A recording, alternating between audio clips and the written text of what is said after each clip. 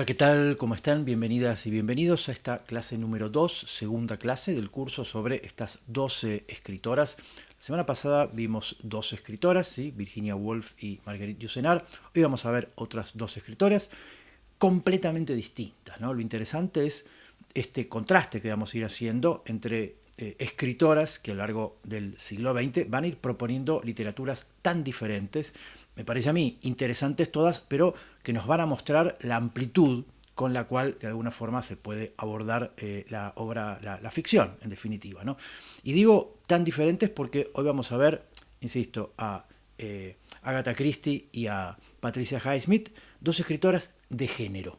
O sea, la semana pasada vimos dos escritoras que van a trabajar básicamente una ficción muy autoral, si bien por supuesto dijimos Marguerite Yourcenar trabaja la novela histórica, pero son novelas que en definitiva trabaja mucho, en el caso de Virginia Woolf, lo autorreferencial, es decir, se habla de uno mismo, se rehúye el género, se rehúye la fórmula, se rehúye esto que tiene que ver con la tradición de los géneros y se busca una literatura muy personal, muy a tono con aquello que venía pasando a principios del siglo XX. Y Marguerite Yourcenar, de alguna manera, va a trabajar una literatura que tal vez tenga algunos puntos más en común con el género, sobre todo porque trabaja en novela histórica, pero aún así es una literatura que es un poco más compleja que la que vamos a ver hoy. Es una literatura que me parece exige del lector tal vez un esfuerzo más grande, porque la prosa en todo caso es más compleja, porque los temas son en todo caso más difíciles de seguir, y de alguna manera exige, me parece, un lector con una atención un poco mayor. Y lo que vamos a ver hoy es radicalmente distinto, digo, porque son dos escritores que van a trabajar básicamente dentro del género, del policial, del thriller, de la novela de intriga, de misterio, de suspenso, es decir, algo que de alguna forma no solamente va a ser muy popular a lo largo del siglo XX en la literatura y por supuesto en el cine, y esto hoy vamos a mencionarlo porque desde ya que la vinculación que tiene la literatura de suspenso, policial y demás con el cine es muy grande, sino porque es una literatura muy popular, es una literatura que va a vender millones de ejemplares y por supuesto se va a convertir en uno de los géneros quizás más escritos y leídos, consumidos desde su invención hasta el día de hoy. Entonces ahí es cuando digo, trabajamos en dos lugares muy diferentes de la literatura, me parece que eso es lo interesante, y hoy nos vamos a meter con esa, digamos, vereda de enfrente que es la literatura policial y de género, y esto que tiene que ver también con el ser un bestseller, el convertirse en un... en estas superventas, en estos libros que de alguna forma se conocen más allá de haberlos leído. ¿Sí? Yo creo que cualquier persona hoy escuchó hablar de Agatha Christie, tal vez sin haberla leído. Muchas veces vemos que hay una influencia muy grande de sus textos, no solamente porque se hayan adaptado, sino porque genera algo así como un universo. Sin ir más lejos, hace unas semanas en Netflix se estrenó una película que no está directamente basada en una novela de Agatha Christie, pero tiene todo el universo de Agatha Christie. Es una película con Daniel Craig y Ana de Armas. Es decir, hay algo que tiene que ver con el universo de un escritor o una escritora que llega a un punto en el cual se hacen tan populares que prescinden de la adaptación, de la adaptación de esa novela en particular, de ese cuento en particular, sino que ya otros escritores, otros guionistas, otros productores pueden tomar ese objeto y de alguna forma recrearlo con otro argumento, con otras circunstancias. Y este es el caso, evidentemente, de Agatha Christie. Así que vamos a comenzar con ella. Vamos a comenzar con la escritora inglesa Agatha Christie. Nace 1890. Pensemos que Virginia Woolf había nacido en 1882. Son casi contemporáneas. Se parecen en muchas cosas y se diferencian en tantas otras. Se parecen, obviamente ambas son inglesas, obviamente ambas son hijas de esta Inglaterra, digamos, isabelina, victoriana, de esta época de la reina Victoria, en la cual rigen una serie de cosas que tienen que ver con esa moral tan pacata, eso que tiene que ver con las costumbres, con las apariencias, con el qué dirán, con ciertos temas que son evidentemente tabúes, con ciertas cuestiones que hacen a una época en la cual evidentemente la moral pesaba mucho y que los artistas, y ya fuimos mencionando algunos, ¿no? Van a buscar la manera en todo caso de o romper con eso o mantenerse dentro de esa tradición, ¿no? Me parece el caso de Virginia Woolf era un poco romper con ciertas cuestiones que hacían esa moral, y por supuesto el caso de Agatha Christie y otros tantos otros van a tender a ser una literatura, digamos, entre comillas, ¿sí? Más conservadora en ese sentido. Lo que tiene, me parece, Agatha Christie, y creo yo que es una de las tal vez cuestiones que podemos decir, no solamente porque se parece a Virginia Woolf en ese sentido, sino que va a ser una característica, van a ver ustedes, muy propia de las primeras escritoras, ¿sí? Del siglo XIX y siglo XX. Y es que hay una posibilidad, desde el punto de vista económico, de que esta persona casi prescinda de la necesidad de tener que trabajar, ¿sí? Dijimos que Virginia Woolf de alguna manera pedía esta habitación, digamos, propia para tener tiempo y no necesitar generar dinero y poder escribir. Y el caso de Agatha Christie va a ser similar. Ella proviene de una familia clase media, muy bien posicionada, y por lo tanto, en esas distintas educaciones que va teniendo, tiene educación de mujer, es decir, no es necesario que piense en trabajar, es necesario en todo caso que no haga nada. Pero bueno, ella aprende idiomas, le gusta mucho la literatura, tiene una facilidad muy grande para lo que tiene que ver con, desde muy chica, la escritura, la expresión escrita, y evidentemente con el tiempo eso va a convertirse en su literatura. Pero quiero decir que vemos que es muy difícil que en esa época, siglo XIX, principio del siglo XX, una mujer que tuviera que trabajar pudiera escribir, ¿sí? Y esto es lo que va a cambiar completamente. Hoy en día tenemos montones de escritoras que han, digamos, desarrollado una gran obra literaria y han trabajado desde muy jóvenes en la literatura o en otras cosas. Digo, ahí es como que cada caso es un universo, pero me parece que ahí es cuando vemos una gran diferencia con respecto a lo que un escritor al principio del siglo XX podía o no podía hacer, o en todo caso necesitaba. Y en este caso el contexto económico era fundamental.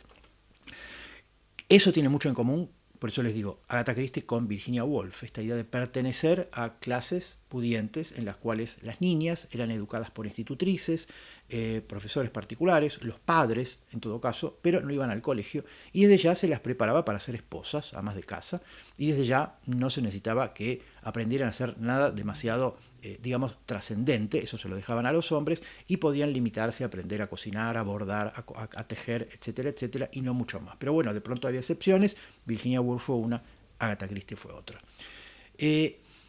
Diferencia grande, ¿sí? Agatha Christie nace y crece en un hogar católico. Pensemos, Inglaterra es un país protestante, Agatha Christie, familia católica, y en ese sentido aparecen cosas que vamos a ver en sus novelas que son muy propias de su universo católico en un país protestante.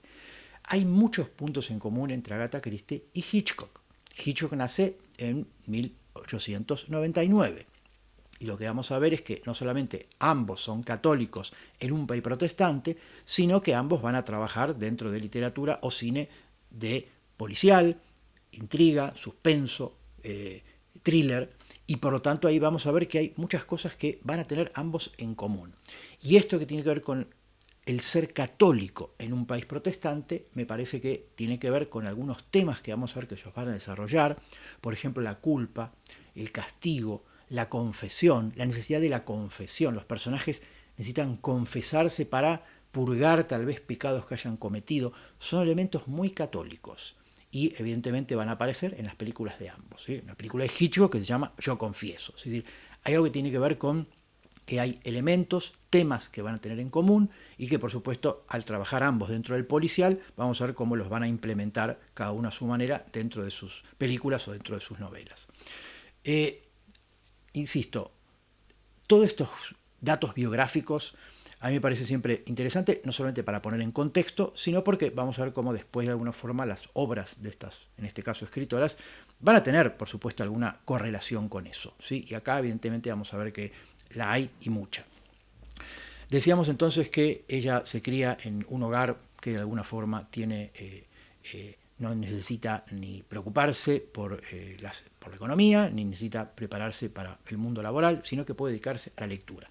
¿Y cuáles van a ser sus primeras lecturas? Bueno, de entrada a Agatha Christie le va a interesar mucho, obviamente, ciertas cosas que tienen que ver con la literatura de géneros, desde Walter Scott y sus novelas históricas, hasta, por ejemplo, Conan Doyle y Sherlock Holmes, o, por ejemplo, Wilkie Collins, autor de La Piedra Lunar, otro de los grandes escritores de policiales. Es decir, hay algo que tiene que ver con que de entrada ella manifiesta un interés y un gusto muy grande por la literatura inglesa y la literatura de géneros, que es lo que va a hacer después ella. Por otro lado, vemos también que a medida que van pasando los años, ella no solamente empieza a escribir distintas cosas, sino que va a ir, digamos, directamente a la ficción, a diferencia de, acuérdense, por ejemplo, de Virginia Woolf o Marguerite Yourcenar, que tienen una vinculación muy grande con la poesía. Bueno, acá no, acá pareciera que directamente, el caso de Agatha Christie, directamente le interesa la ficción, y lo que vamos a ver es que Sobreviene la guerra, por supuesto, en 1914, ella se casa, se separa del marido porque la guerra los separa y se van a reencontrar en 1918 cuando termine la guerra, pero la anécdota que está graciosa, o en todo caso que podemos tomar en cuenta de acá, es que durante la guerra mundial ella va a ser enfermera y en su puesto, en su trabajo de enfermera, va a aprender mucho sobre venenos, ¿sí? Sobre formas de envenenar a una persona, bien sea por los usos que le tuvo que dar a los distintos pacientes de distintos analgésicos o de distintos paliativos, etcétera, etcétera, se va a convertir en algo así como una experta en lo que tiene que ver con formas de envenenar. Y esto, por supuesto, va a redundar y va a repercutir después en sus infinidad de muertos envenenados que va a haber en sus novelas. Termina la guerra, ella retoma su vida matrimonial y en 1925 va a publicar su primer novela que ya vamos a ver que va a aparecer por primera vez el detective que ella va a crear. Ahora vamos a hablar un poquito del policial, que es el señor Hércules Poirot, belga, gordito, de bigote, cara con forma de huevo. Ahora vamos a ver cómo lo describe.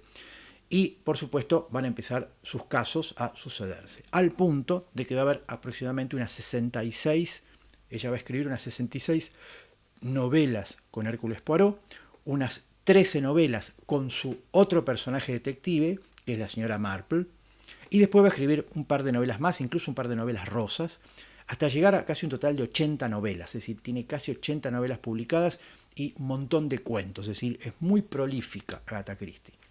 Y lo cierto es que esas 66 novelas de Hércules Poirot, nosotros vamos a ocupar hoy de 3, vamos a mencionar alguna que otra cosa, se le suman estos cuentos y vamos a sumar 2 cositas más que yo les tengo que recomendar porque me parecen extraordinarias, que son 2 obras de teatro, ¿sí?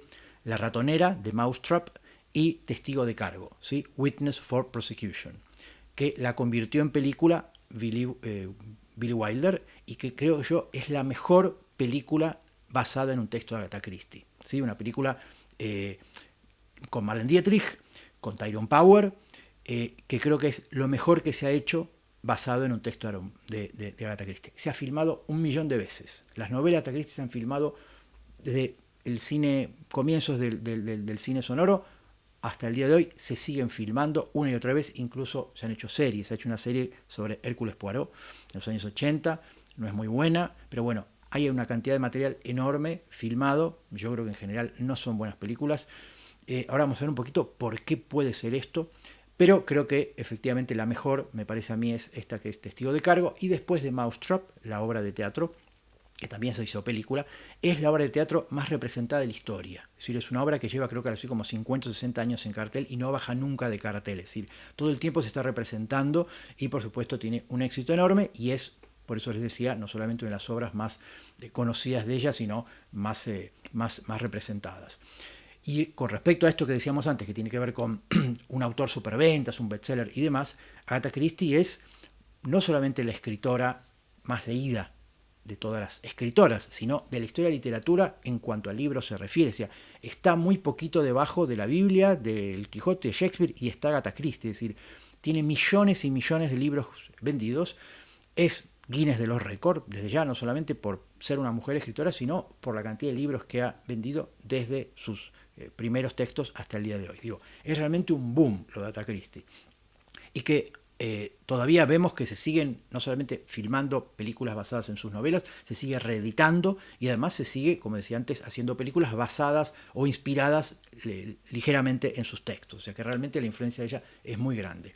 Fíjense ustedes esto, ¿no? Agatha Christie y Hitchcock son 2 ingleses, en todo caso, que han trabajado el género policial, thriller y demás, que siguen siendo muy consumidos, muy vendidos, muy influyentes. Y, por supuesto, no solamente tiene el punto en común de ser ingleses, sino de esto que yo mencionaba antes, que trabajan en este universo, por eso digo, me animo a decir, de ciertos elementos muy propios, muy ligados al catolicismo en un país protestante y que evidentemente han hecho que, de una cuestión sensible, el público inmediatamente empatice con estos personajes, ¿sí? Que sienten culpa, quieren o no, pero en todo caso serán castigados, aparece esta necesidad de la confesión, es decir, un montón de cosas que tienen que ver con un universo que me parece que tienen bastantes puntos en común los dos. Vamos a hacer una pequeña reseña para ya entrar directamente en su obra, en esta primera novela de ella, con Hércules Poirot de lo que es el policial, ¿sí? Entonces, algunos me han escuchado hablar un poquito del policial, pero vamos a hacer una pequeña síntesis para ubicarnos de dónde viene esto, porque lo que va a hacer Agatha Christie es, dentro del policial, algo así como un subgénero, que se llama el Who Unit, es decir, el quién lo hizo, quién es el culpable. Dentro del policial, ese es el subgénero que ella va a trabajar. Vamos a pensar que el policial lo inventa Edgar Allan Poe, 1841, en Estados Unidos. Género propio de, digamos, lo que se produce en el arte después del siglo de las luces, cuando de alguna forma aparece la ciencia ficción, 1818, con Frankenstein de Mary Shelley. Pocos años después, 1841, y en Estados Unidos, Poe inventa el policial. ¿Qué es lo que pasa? Que vemos que es efectivamente un hijo de esta revolución positivista, revolución de la razón, esto de el detective, el personaje del detective es el que funda el policial, ¿no?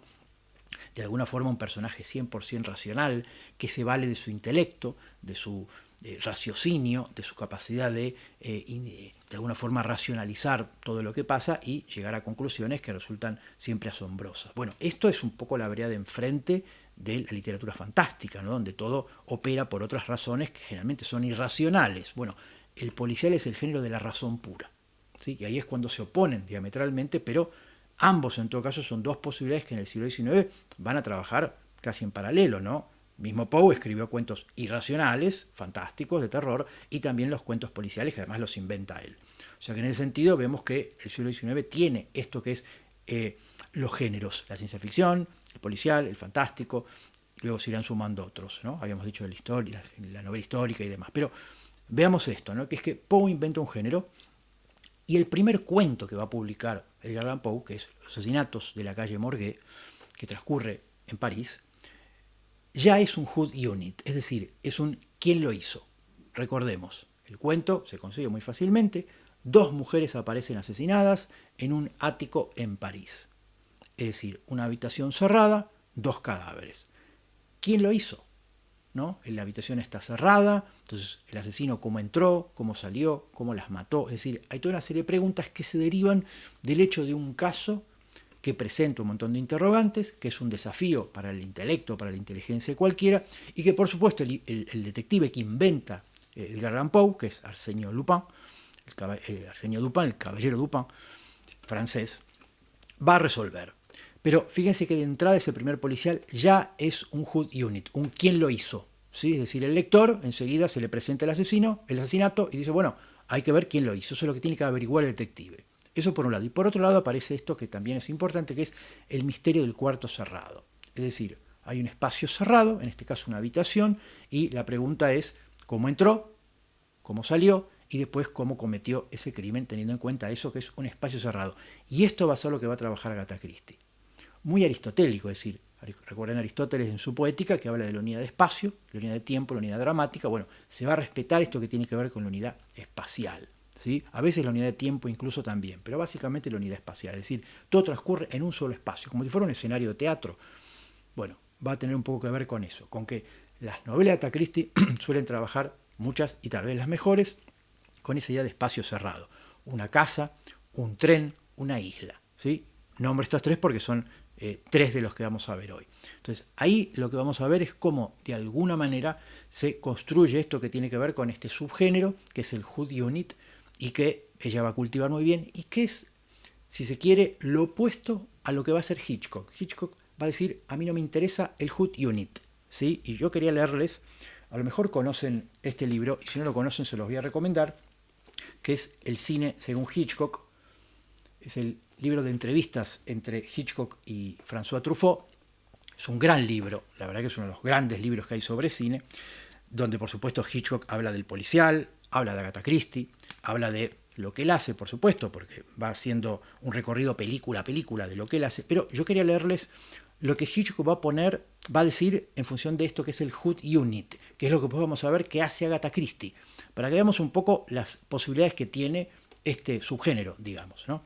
Hitchcock va a decir lo siguiente del Who Unit, va a decir,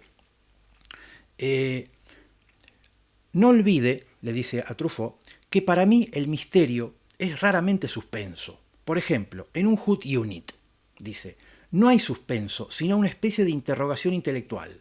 El whodunit suscita una curiosidad desprovista de emoción, y las emociones son un ingrediente necesario del suspenso. En el caso de todas las novelas de Agatha Christie, por ejemplo, una investigación laboriosa, escenas de interrogatorio una tras otras. Es el motivo por el cual no me gustan los whodunits, porque hacen pensar en un rompecabezas o en un crucigrama. Se espera tranquilamente la respuesta a la pregunta ¿quién mató?, pero no hay ninguna emoción. Esto me recuerda una anécdota. Cuando empezó la televisión, había dos cadenas rivales que competían entre sí. La primera cadena anunció una emisión de un whodunit, y justo antes de esa emisión, el locutor de la cadena rival dijo, podemos decirles que el whodunit de la otra cadena, que va a emitir la otra cadena, el culpable es el asesino, es el criado. Con lo cual, se acabó el suspenso, se acabó el misterio, no hay interés. ¿Sí? Gran chiste hitchcockiano. Pero quiero decir con esto que todo se construye alrededor de quién es el asesino. Si nosotros sabemos quién es el asesino, pierde chiste. O sea, se pierde la gracia. Son esas películas en las cuales, si uno sabe quién mató, la verdad es que pierde la gracia. Por supuesto que hay películas de Hitchcock en donde también ocurre esto. Si yo les revelo el final de Psicosis o de Vértigo, pierde la gracia. Pero Hitchcock va a hacer lo contrario. Hitchcock va a trabajar sobre la emoción. Va a ser policiales que están basados más en lo que conocemos como thriller, donde todo se construye alrededor de la emoción, de generar que el espectador esté en tensión durante toda la película, generando suspenso, intriga y emoción. Agatha Christie es mucho más intelectual, es más racional. Lo que vemos es que hay poca emoción en la novela de Agatha Christie y la estructura siempre es un hecho delictivo, un asesinato, luego la investigación detective y al final la explicación, que nos va a decir el detective cómo resolvió el caso. Nosotros vamos a quedar absolutamente asombrados por su inteligencia, pero no hay emoción. Entonces, es un tipo de literatura que Hitchcock te va a decir, a mí no me interesa, porque el público, en todo caso, me parece, o en todo caso, teniendo en cuenta lo que hace Hitchcock, va más por sentir emociones en el cine y no tanto por un recorrido intelectual. Ahora, el éxito de Agatha Christie nos da la prueba de que evidentemente los lectores sí acompañaban ese género o ese subgénero, pero es cierto que la novela de Agatha Christie no solamente se parecen mucho unas a otras, sino que tienen ese desarrollo, es decir, se produce un hecho, digamos, por lo general un asesinato, aparece el detective, puede ser Miss Marple o puede ser Hércules Poirot, y empieza a atar cabos. Y llega un momento de la trama en la cual supuestamente nosotros los lectores deberíamos poder resolver el crimen. Porque si juega honestamente el escritor, vamos a ver que llega un punto en el cual tenemos todas las pistas, nosotros, lectores, como para decir el asesino es tal. Difícilmente ocurra, no es nada fácil hacer eso, pero bueno, puede pasar. Lo cierto es que hay algo que tiene que ver con una fórmula, ¿sí?, que es lo que renuncia de alguna forma Virginia Woolf, que es lo que hace que la literatura policial uno siempre vaya a buscar algo que es familiar, que es lo mismo, que es una repetición y que en todo caso son pequeñas variaciones sobre la misma esencia, ¿no? Y en este caso las novelas de Agatha Christie tienen toda esa misma esencia, esa misma similitud estructural y después por supuesto los casos varían, pero básicamente es la misma estructura. Por supuesto, esto después va a ser tomado por muchos escritores que van a continuar en esa dirección y otros escritores que van a romper un poco eso, que es lo que vamos a ver con Patricia Highsmith, que es el segundo momento del policial. ¿Qué quiere decir esto del segundo momento?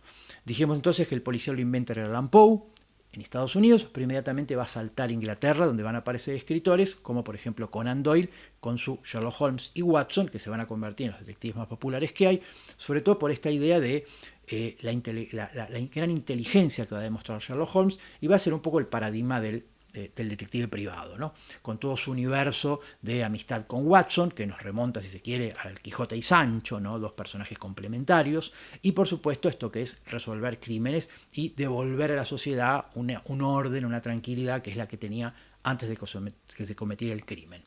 Esto, por supuesto, va a generar infinidad de detectives. A fines del siglo XIX se calcula que solamente en Inglaterra había más de 200 detectives, el más conocido es Sherlock Holmes.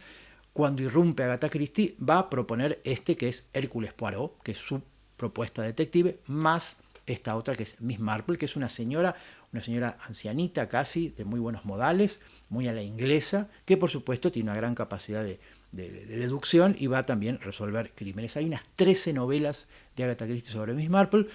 Creo que el personaje por la cual se va a hacer más conocida es por Hércules Poirot, pero lo cierto es que ella va a proponer estos otros detectives y, insisto, a lo largo del siglo XX se van a inventar infinidad de detectives.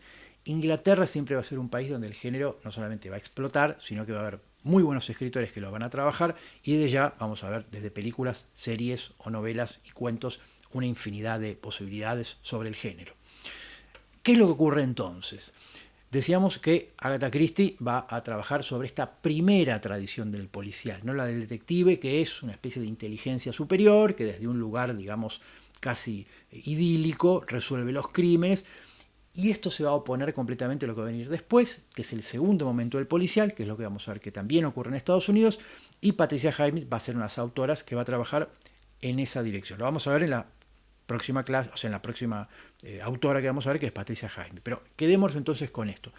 Policial clásico, primer momento del policial, ¿no? Que también va a producir, por eso les digo, una gran literatura, incluso en Argentina. Borges y Bioy Casares con Bustos Domecq, por ejemplo. O el mismo Bioy Casares tomando la estructura del policial para aplicar al género fantástico, ¿sí? La invención de Morell. Se produce un hecho, luego la investigación y al final la confesión, ¿sí? La explicación de Morell sobre qué es esa máquina misteriosa en esa isla. Digo, toma la estructura del policial y la lleva al fantástico. Pero tiene que ver con esa manera de presentar algo que, por supuesto, ya está en Sherlock Holmes, ¿no? Pero de alguna manera va a continuar Agatha Christie y va a formar parte de, digamos, esa primera tradición del género policial, de ese policial clásico, que es esta idea del detective como una especie de gran intelecto que nos asombra y nos deslumbra a todos con su capacidad deductiva. Decíamos entonces que Agatha Christie publica su primer novela con Hércules Poirot, que va a tratar, que es el extraño caso de Mr. Styles, ¿sí? Del señor Styles. ¿Y qué es? Es ya un whodunit. O sea, en una gran mansión aparece una señora asesinada, una señora millonaria, y los sospechosos son todos los que están adentro de esa mansión. Todos tienen razones para haberla matado, ¿sí? Todos cuentan con razones para ser potencialmente asesinos, y por supuesto Hércules Poirot deberá descubrir quién es el asesino. Es decir, ya está plantado lo que va a ser el resto de la carrera de Agatha Christie con respecto a Hércules Poirot. Un crimen en un lugar cerrado,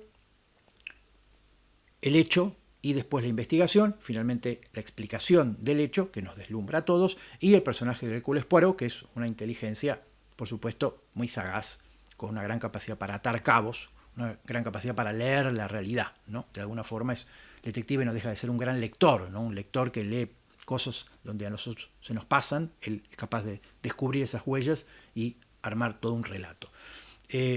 Esto que es tan, me parece a mí siempre estimulante, interesante, que es el género, y que tiene mucho que ver con eso, con la vinculación entre la posibilidad detective de dar a luz, un elemento casi vinculado a la filosofía, ¿no? De echar luz allí donde no la hay, o sea, pasar del no saber al saber, ¿sí? O sea, allí donde no se sabía que había asesinado, el detective es capaz de mostrarnos lo que pasó y por lo tanto hacernos ver, echar luz sobre algo, ¿no?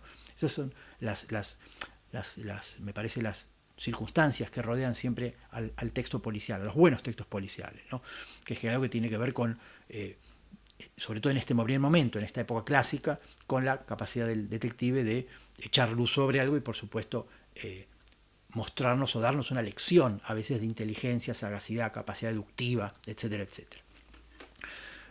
Ella va a convertirse entonces de a poco en una, digamos, lectora, en una escritora más o menos conocida, y va a llegar entonces el momento de su consagración, que va a ser cuando publica El asesinato de Roger Ackroyd, su primer gran éxito, que lo publica en 1926. Yo les había dicho, el Styles es de 1920, ¿sí? Este es 1926, lo publica el mismo año que fallece su madre, con quien tenía una, digamos, estrechísima relación. Su padre había muerto cuando ella era chica, con su madre habían compartido muchísimos viajes. Esto había generado una de las grandes pasiones de Agatha Christie, que van a ser los viajes. Habían viajado por uno de los lugares tal vez paradigmáticos, que es Egipto. Vamos a ver de alguna forma que ella después va a volver a Egipto con su segundo marido, que es arqueólogo, Egipto, Irak, Siria, sino que tiene esta fascinación por viajar, y de ahí por supuesto van a venir muchas de sus novelas.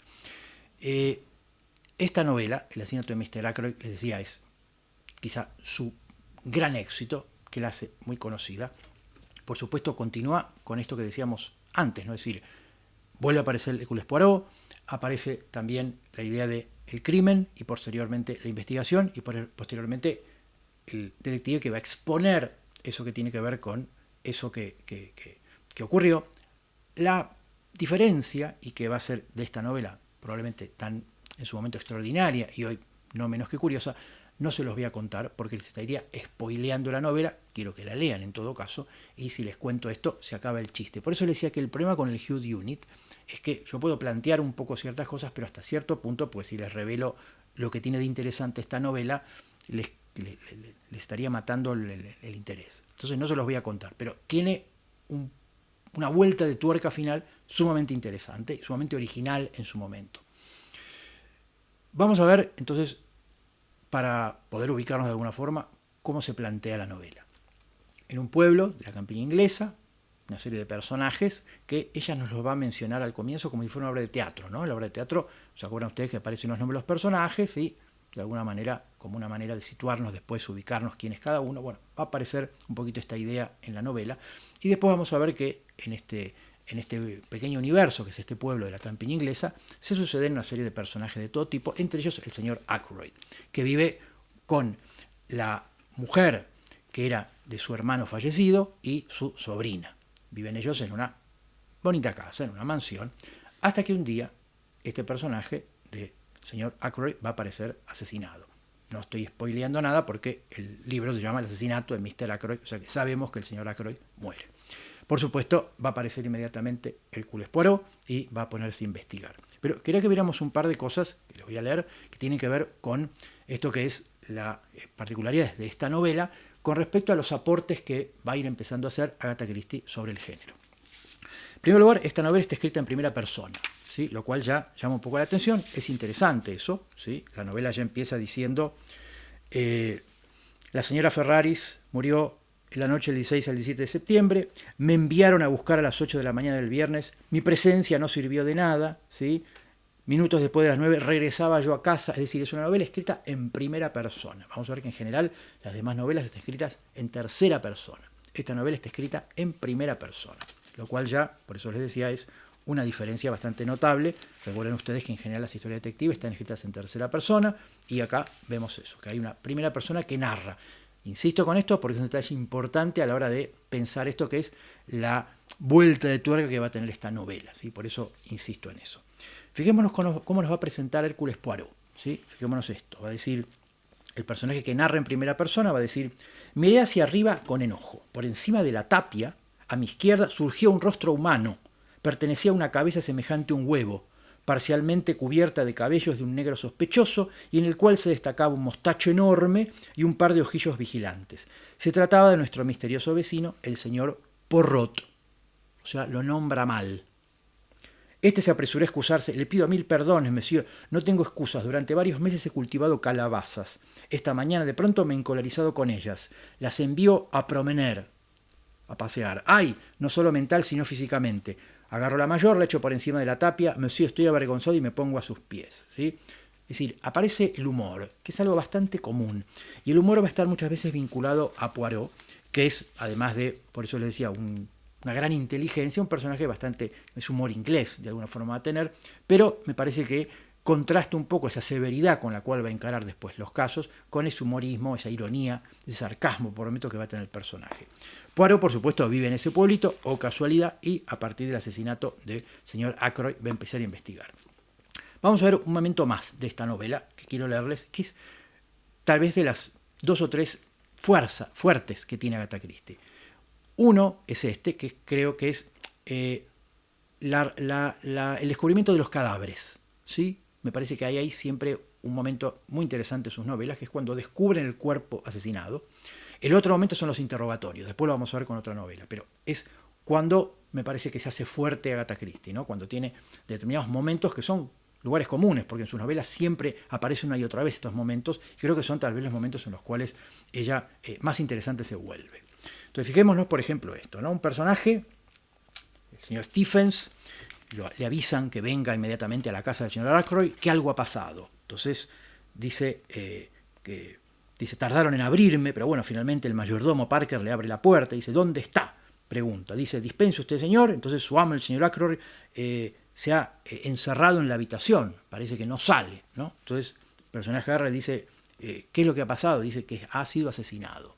Dice, ¿cómo asesinado? Sí. Dice, ¿ha asesinado usted? Avisó a la policía. Entonces dice, bueno, el amo asesinado, imposible. Entonces este hombre agarra y dice, vamos a la puerta porque está cerrada. Entonces, no. El señor Stephens parece que lo han llamado por teléfono y le han dicho que el señor Aykroyd ha sido asesinado. Entonces él corre a la casa de Aykroyd, golpea la puerta, le abre el mayordomo y le dice, el señor Aykroyd es asesinado. Y el mayordomo le dice, ¿cómo que asesinado? El señor Aykroyd está en su habitación. Le dice, bueno, no, vamos a la habitación, ¿qué ha sido asesinado? Me acaban de llamar para decirme que ha sido asesinado. Van a la habitación y de alguna manera el personaje del mayordomo le dice, ¿cómo mi amo asesinado? Eso es imposible. Entonces van a la habitación.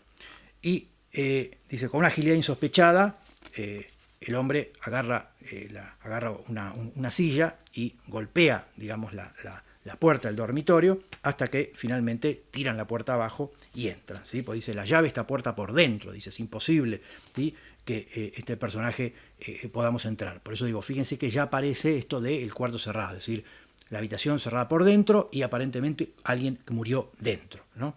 Entonces dice que no puede abrir, agarran y con la silla, con la silla rompe el picaporte y entra, ¿sí? Entonces le dice, tiran la puerta abajo, dice, miré alrededor, agarró la silla, tira la puerta abajo y dice, tira la puerta abajo y dice, Aykroyd estaba sentado tal como lo había dejado en su sillón. Colocado delante del fuego, tenía la cabeza caída a un lado y debajo del cuello de su chaqueta se veía un objeto de metal brillante y retorcido. Avanzamos hasta encontrarnos a un paso de la inmóvil figura. El mayordomo respiró hondamente y exclamó, apuñalado por la espalda, horrible. Se enjugó con el pañuelo, la frente húmeda de sudor, y seguidamente alargó la mano hacia el puño de la daga. No toque usted, dije rápidamente. Vaya a telefonar enseguida a la policía, diga lo que ha ocurrido y avísele luego al señor Raymond y al mayor Blunt. ¿Sí? Son los momentos quizá más emocionantes de las novelas de Agatha Christie, cuando se descubre el cadáver. Y por supuesto, insisto con esta idea, vuelve a aparecer esto que es el cuarto cerrado y el misterio, por supuesto. Esta idea de, bueno, ¿cómo fue ese asesinato si la habitación está cerrada por dentro? No quiero spoilearles el final, por eso digo, si sigo, lo que les puedo decir es que el señor Hercule Poirot se pone a investigar el caso, por supuesto después va a llegar a una resolución, pero esta novela lo que tiene es una gran vuelta de tuerca, así que se las dejo, si leen la novela, si no pueden chusmearla, si no les interesa la novela, pueden buscarla en Google, pero en todo caso no saldrá de mi boca eso porque no me gustaría quemarles ese final. Vamos a pasar a otra novela, ¿sí?, que también es una de las más conocidas, de las más adaptadas también en el cine. Me parece que es de las más, yo me animo a decir, de las mejores, ¿sí?, porque creo que tiene una cantidad de elementos que la hacen evidentemente sumamente interesante y que vuelve a seguir, o en todo caso a trabajar con esta idea de el espacio cerrado.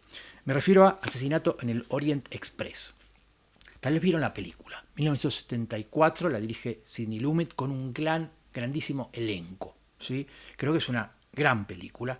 Me parece que no llega a ser Testigo de Cargo, pero está bien la película. Creo que es tal vez, después de Testigo de Cargo, de lo mejor que se filmó de Agatha Christie.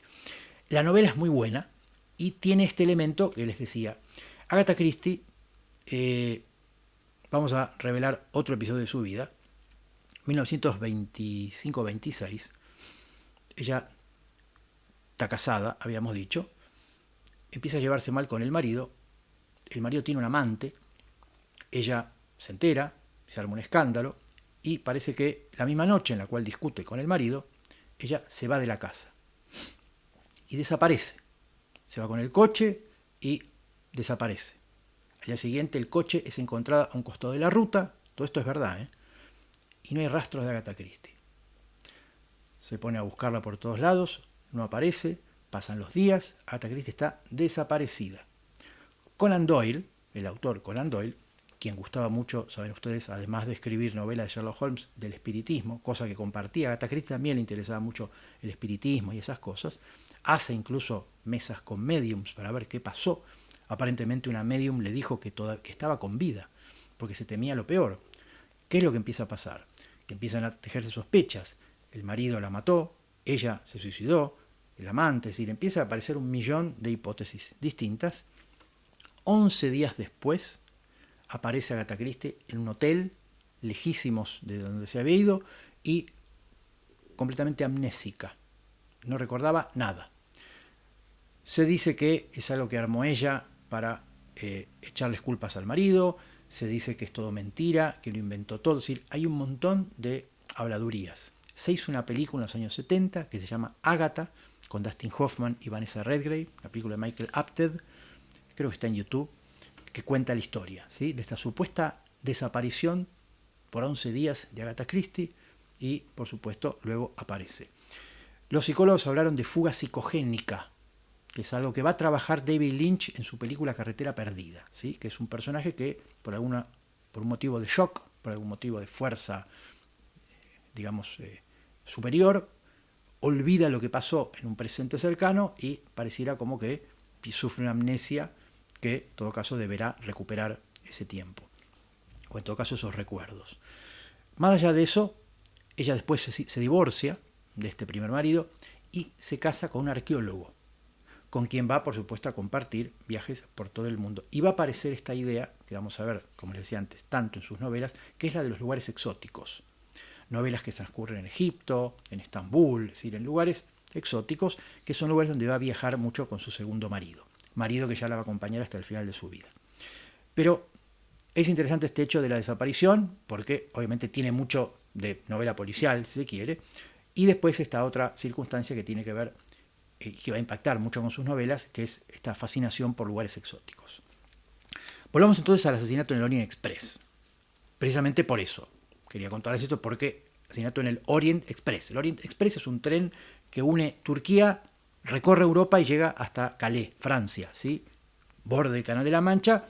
Quienes quieren ir a Inglaterra cruzan en el ferry y llegan a Inglaterra. Es decir, es todo un recorrido, son 3 días de un tren que arranca en Estambul, recorre toda Europa y llega finalmente, por eso decía, a Francia y al norte, al puerto de Calais. Quería leerles un fragmento, en todo caso, para que vayamos viendo un poquito de por dónde va la novela. En este caso está narrada en tercera persona. Pero ¿qué es lo que va a ocurrir? ¿Sí? Vamos a leer esta primera parte y después les quería comentar esto otro. Dice así, la novela empieza así, dice: el pasajero del Taurus Express. Eran las 5 de la madrugada de invierno en Siria. Junto al andén de Alepo estaba detenido el tren que las guías de ferrocarriles designan con el nombre de Taurus Express. Estaba formado por un coche de cocina, con cocina-comedor, un coche-cama y 2 coches corrientes. Junto al estribo del coche-cama se encontraba un joven teniente francés, de resplandeciente uniforme, conversando con un hombrecillo embozado hasta las orejas, del que solo podían verse la punta de la nariz y las 2 guías de un enhiesto bigote. ¿Quién es el personaje? Hércules Poirot. ¿Sí? Siempre hay una manera de presentar a Poirot humorística. O sea, pareciera como que ella lo presenta casi como si el lector no lo conociera, pero siempre son formas casi humorísticas de presentarlo. Y aquí aparece en el andén de un tren que Poirot va a tomar y por supuesto va a ser el protagonista de esta historia. ¿Qué va a pasar? Ahora vamos a ver otro fragmento. ¿Qué va a pasar con este tren? El tren sale de Estambul y tiempo después de haber salido hay una gran nevada. El tren no puede continuar, el tren queda varado en el medio de las vías y estamos ante un lugar cerrado, ¿sí? Por eso les decía, fíjense que Agatha Christie siempre va a encontrar la manera de generar un espacio cerrado en el cual van a transcurrir los asesinatos. Por supuesto, una vez que el tren se detiene, que no puede continuar, están esperando que venga a rescatarlos una máquina quitanieves y se va a producir, obviamente, un asesinato. Y, o casualidad, Hércules Poirot también está ahí para no solamente resolver el caso, sino para ser testigo de asesinatos. Eso, son constantes, por eso les decía, el policial es fórmula. O sea, nosotros ya sabemos, si leemos una novela detrás de otra de Agatha Christie, que va a pasar eso. Y es lo que esperamos, porque es lo que nos resulta familiar. Pero sabemos que siempre va a tener una variación, y en la variación está el gusto. Por eso digo que es un tipo de género completamente opuesto a lo que hicieron Marguerite Duras o Marguerite Yourcenar o Virginia Woolf.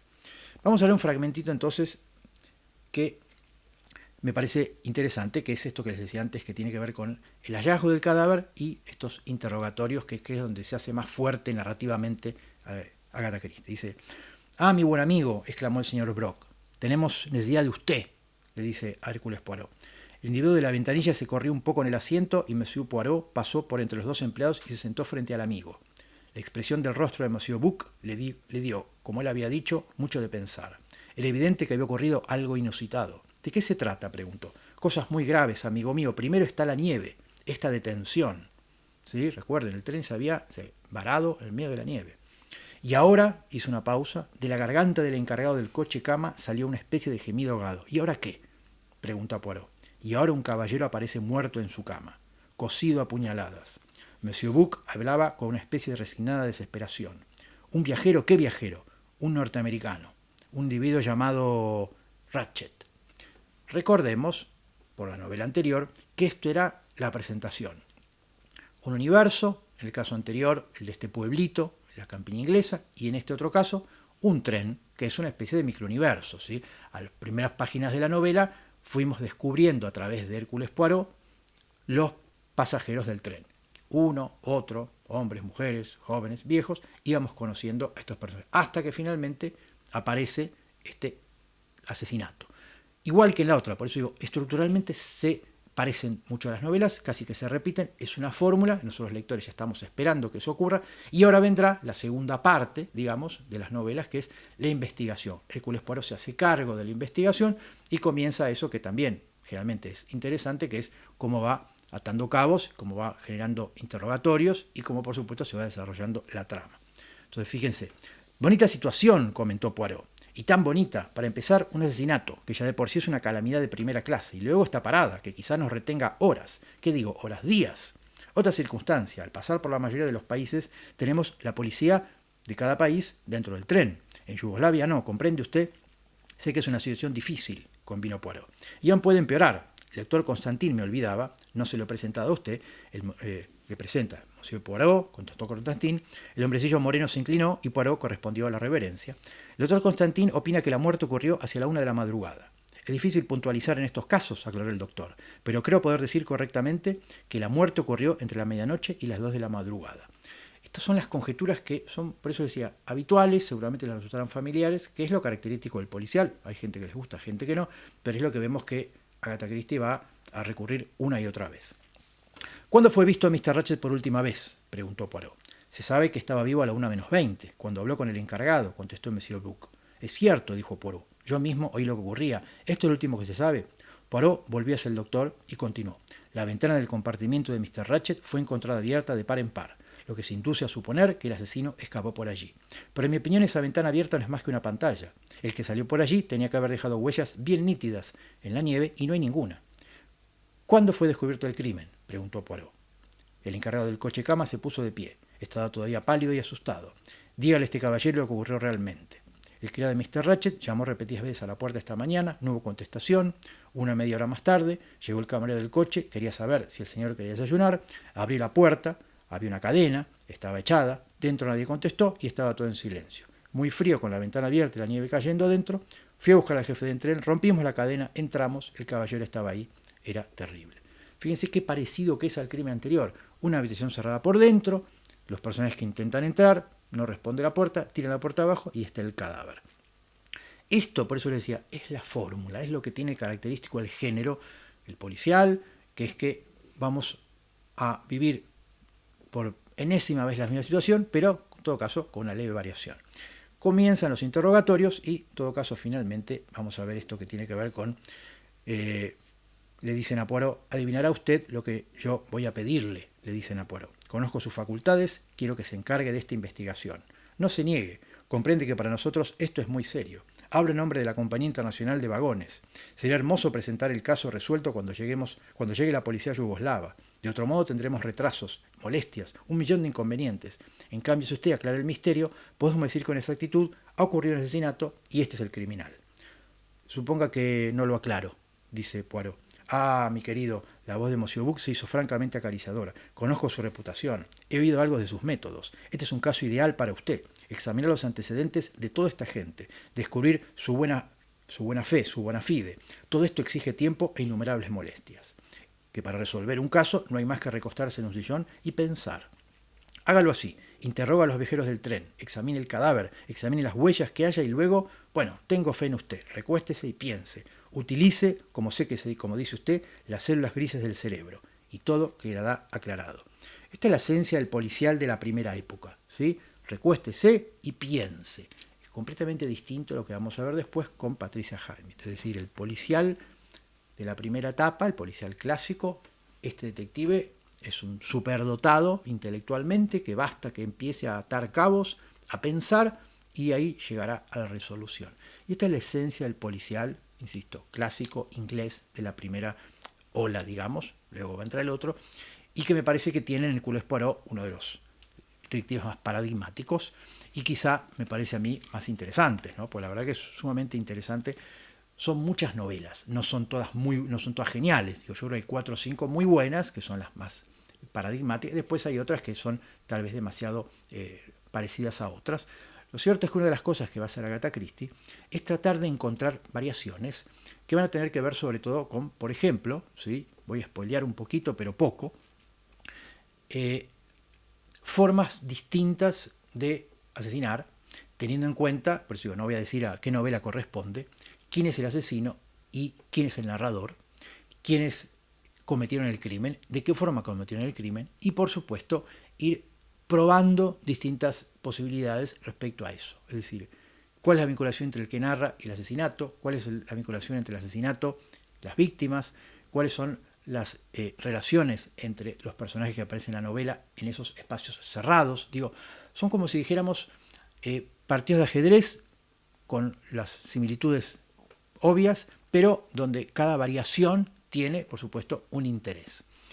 Vamos a pasar a la tercera novela, que se llama 10 negritos, es otra de las más conocidas de todas, también se han hecho un montón de películas, y que por supuesto también juegan en la misma dirección. La diferencia está en que en este caso no aparece Hercule Poirot, por eso me interesaba meterme con esta. Otro de los grandes éxitos también de sus novelas, por supuesto, vuelve a aparecer el espacio cerrado, vuelve a aparecer el misterio y en este caso quizá llevado a su máxima expresión. 10 negritos es tal vez no solamente una de las más conocidas, sino donde más lejos está llevada esta idea. ¿De qué trata 10 negritos? Una isla donde un millonario va a convocar a una serie de personas y cuando estas personas van llegando nos vamos dando cuenta que todos conocen a este millonario por alguna u otra razón y lo que va a pasar es que a medida que pasan los días irán muriendo uno tras otro. Tal vez vieron la película, me parece, ¿no? Relatos salvajes. ¿Se acuerdan de la primera historia que están todos en el avión y entonces todos parece que tiene algo que ver con un personaje al cual todos han conocido de una forma o de otra? Bueno, eso es puro Agatha Christie, ¿sí? Es decir, todos por alguna razón están vinculados a ese señor y que creo que en la película se llama Pasternak o algo por el estilo. Entonces todos empiezan a darse cuenta que han conocido en una circunstancia u otra a Pasternak y evidentemente este Pasternak los reunió por una razón obvia. En este caso todos parecen haber conocido a este señor que los reunió en esa isla y de a poco van a empezar a morir. Vamos a ver algunos fragmentos, ¿sí? Por ejemplo, vamos a empezar por el principio, que va a contar un poco la historia, va a setear un poco la historia, va a decir, capítulo 1, ¿sí? Dice: confortablemente instalado en la esquina de un departamento de primera clase, el juez Wargrave, jubilado hacía poco, echaba bocanadas de humo de su cigarro. Fíjense, siempre estamos en tercera persona. Dejó el diario sobre el asiento y echó un vistazo por la ventanilla. En ese momento el tren pasaba por el condado de Somerset. El juez consultó su reloj, todavía le quedaban 2 horas de viaje. Entonces recordó los artículos publicados en la prensa sobre el asunto de la Isla del Negro. Se habían hablado del millonario americano, loco por las cosas del mar, que había comprado una pequeña isla y había construido en ella una lujosa residencia moderna. Desgraciadamente, la tercera esposa de este rico yanqui no tenía gustos marinos y por ello no le gustó la isla, no le gustó la mansión y fueron puestas en venta. Entonces, ya de entrada tenemos esto que es este millonario que lo que hace es comprar una isla, construir una mansión y luego se va a ir. Pero lo que va a ocurrir durante la novela es que 10 personajes van a ser citados, invitados a pasar unos días en esa isla y a partir de ahí vamos a ver que se desarrolla esto que tiene que ver con los sucesivos asesinatos. ¿Qué lo va a utilizar como metáfora, si se quiere? El título de la novela, 10 negritos. Apenas los personajes empiecen a llegar, van a ver que hay una pequeña escultura donde hay 10 muñequitos, que son 10 negritos, y que a medida que se van cometiendo los asesinatos van cayendo uno detrás de otro, y enseguida nos vamos a enterar que 10 negritos es una canción infantil, que la van a cantar, la van a recordar enseguida, y que dice algo así como: 10 negritos se fueron a cenar, uno de ellos se ahogó y quedaron 9, 9 negritos trasnocharon mucho, uno de ellos no se pudo despertar y quedaron 8, 8 negritos viajaron por el Devon, uno de ellos se escapó y quedaron 7, 7 negritos cortaron leña con un hacha, uno se cortó en 2 y quedaron 6, 6 negritos jugaron con una avispa, a uno de ellos le picó, quedaron 5, 5 negritos estudiaron derecho, uno de ellos se doctoró, quedaron 4, 4 negritos fueron al mar, un arenque se tragó a uno de ellos, quedaron 3, 3 negritos se pasearon por el zoológico, un oso los atacó, quedaron 2, 2 negritos se sentaron a tomar el sol, uno de ellos se quemó, quedó 1, un negrito se encontró solo, se ahorcó y no quedó ninguno. Esta es la metáfora, es decir, uno detrás de otro, por una razón o por otra, los personajes de la historia van a ir desapareciendo, van a ir muriendo. Es un gran misterio, insisto, cuarto cerrado, es decir, la isla, la mansión, ellos no pueden salir de la isla, no se pueden ir, están encerrados en este espacio. Hay una unidad de tiempo, es decir, todo transcurre cronológicamente, prácticamente, son un par de días en los cuales transcurre la acción, pero tiene esta cosa del espacio cerrado, que es lo que les decía, que es tal vez lo que a modo recurrente le gusta a Agatha Christie jugar, ¿no? Como si dijéramos el tablero de ajedrez. Estas son las piezas, ¿no? Y estas son las reglas del juego. Espacio cerrado, nadie entra, nadie sale, 10 personajes y por supuesto, ¿quién hizo el famoso Who Unit? De estos, ¿quién asesinó? ¿Es uno de estos? ¿Es alguien que está oculto? Es decir, tiene que ver con eso que es lo que Hitchcock no le gustaba, que es este misterio que de alguna forma pareciera carecer de emoción, sino que apelar solamente al intelecto, y por supuesto es lo que Hitchcock en todo caso va a decir, él prefería hacer otra cosa. Digo, como dos modelos distintos de trabajar el policial, como dos formas distintas de trabajar el mismo género, si quiere, o subgéneros, pero que forman parte, en todo caso, de lo que es el género policial. Y por supuesto, esto que es, digo, en todo caso, un último apunte sobre la novela, me parece un detalle interesante desde lo que es la escritura, que es que en un momento Agatha Christie va a transcribir los pensamientos de algunos personajes, ¿sí? Cosa que en general no suele hacer y que de alguna forma, recordemos, es lo que constituye casi la esencia de la literatura de Virginia Woolf, por ejemplo. Agatha Christie va a hacer lo siguiente en un momento, va a decir: los pensamientos que se arremolinan en las cabezas de los personajes en sus cerebros eran morbosos, febriles y anormales. Uno va a decir: es Armstrong, me parece que me mira de una forma, tiene ojos de loco, quizá ni es médico. Eso es claro, es un loco escapado del manicomio y quizás hace pasar por doctor, esa es la verdad. Se lo digo a los otros, proclamo la verdad. Otro va a decir: no me van a agarrar, soy bastante fuerte para defenderme, he estado en peores situaciones, ¿a dónde demonios ha ido a parar el revólver? ¿Quién lo ha robado? Otro va a decir: se están volviendo locos, todos pierden la cabeza, tienen miedo a morir, todos tenemos miedo a la muerte, yo le temo, pero eso no impide que se acerque. Otro va a decir: las 4 menos 20, solo las 4 menos 20, el péndulo se paró seguramente, no comprendo nada, esta clase de cosas no pueden ocurrir y sin embargo ocurren.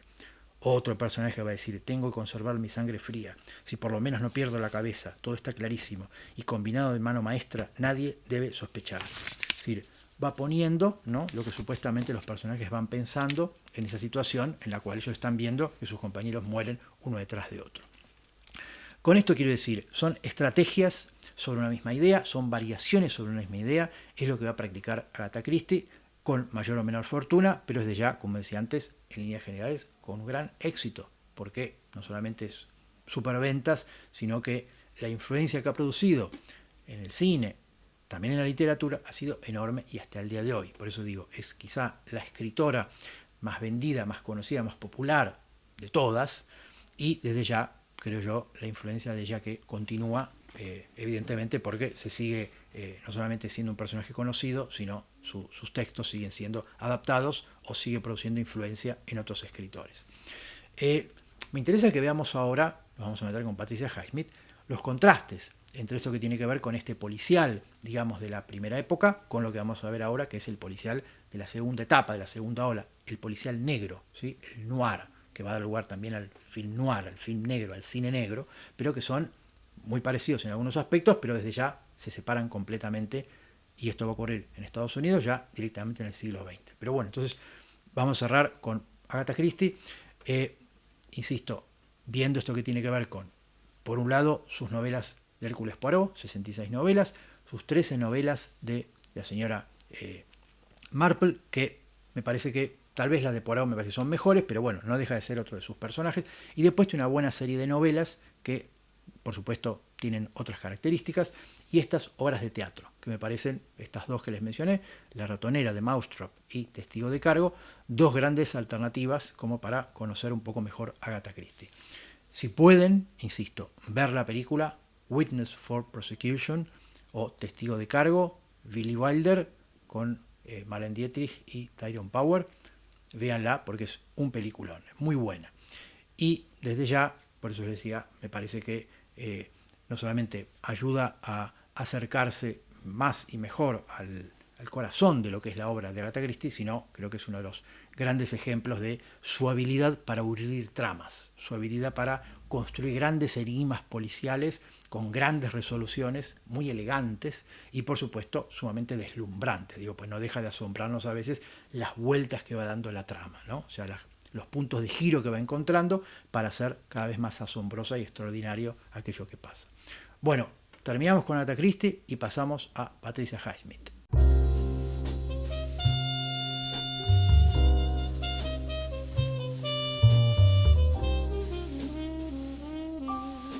Patricia Highsmith nace en Texas en 1921 y va a morir 74 años después, en 1995, en Europa, en Locarno, en Suiza, donde se va a ir a vivir. Va a vivir gran cantidad de años en Europa. Se va de Estados Unidos.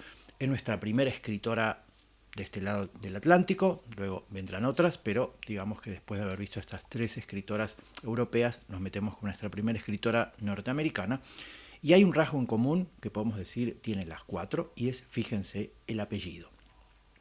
Virginia Woolf, Woolf su marido. Marguerite Yourcenar, Yourcenar es un anagrama de sus apellidos, pero no es su apellido real. Agatha Christie toma el nombre de su primer marido, Archibald Christie. Y Patricia Highsmith va a tomar el apellido Highsmith de su padrastro, ¿sí? O sea que fíjense que hasta ahora ninguna escritora utiliza su apellido real. Va a pasar un tiempo todavía hasta que las escritoras de alguna forma empiecen a tomar su verdadero apellido. Por supuesto, hoy es lo más común, pero fíjense qué casualidad, escritoras tan distintas, de distintas partes del mundo, cada una tiene un apellido que no le pertenece, o en todo caso no es el apellido de nacimiento. Decíamos entonces que Patricia Highsmith nace en Texas, sus padres se divorcian antes de que ella nazca, tiene una pésima relación con su madre, se va a criar con la abuela y va a conocer a su padre 12 años después y va a tener una infancia bastante problemática.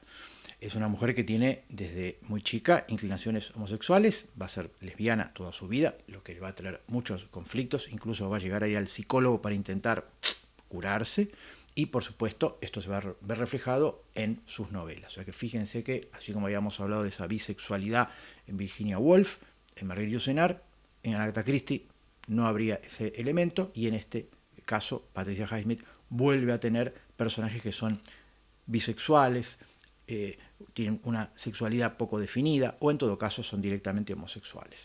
O sea que hay aquí un rasgo que también me parece bastante interesante porque, les decía, más allá de la vida personal de cada escritora, porque son las mujeres las que se hacen cargo de estas temáticas. Y eso sí me parece en todo caso interesante porque es lo que afecta a la literatura, ¿no? Ella va a empezar a dibujar cómics, a escribir cómics, desde muy chica. Hay muchos cómics que se consiguen por ahí, que están, digamos, escritos por Patricia Highsmith. Se va a ir a vivir muy joven a Nueva York y va a empezar a trabajar dentro de lo que es periodismo, dentro de lo que son los medios gráficos, hasta que va a empezar de alguna forma a escribir sus primeras novelas, muy interesada, por supuesto, en esto que tiene que ver, no el policial, porque ella no va a considerar que lo que ella hace sea policial. De alguna forma es evidente que hoy consideramos que lo que ella hace son novelas de intriga, de suspenso, novelas criminales, de misterio, pero ella siempre va a renegar un poco esa idea, va a decir, bueno, yo escribo novelas, ¿sí? Y de alguna forma tienen estos puntos en común que la hacen pertenecer siquiera a esta categoría. Me interesa que hagamos un paréntesis para volver a eso que habíamos dicho con Agatha Christie y que tiene que ver con en qué lugar contextualizamos a Patricia Highsmith, ¿sí?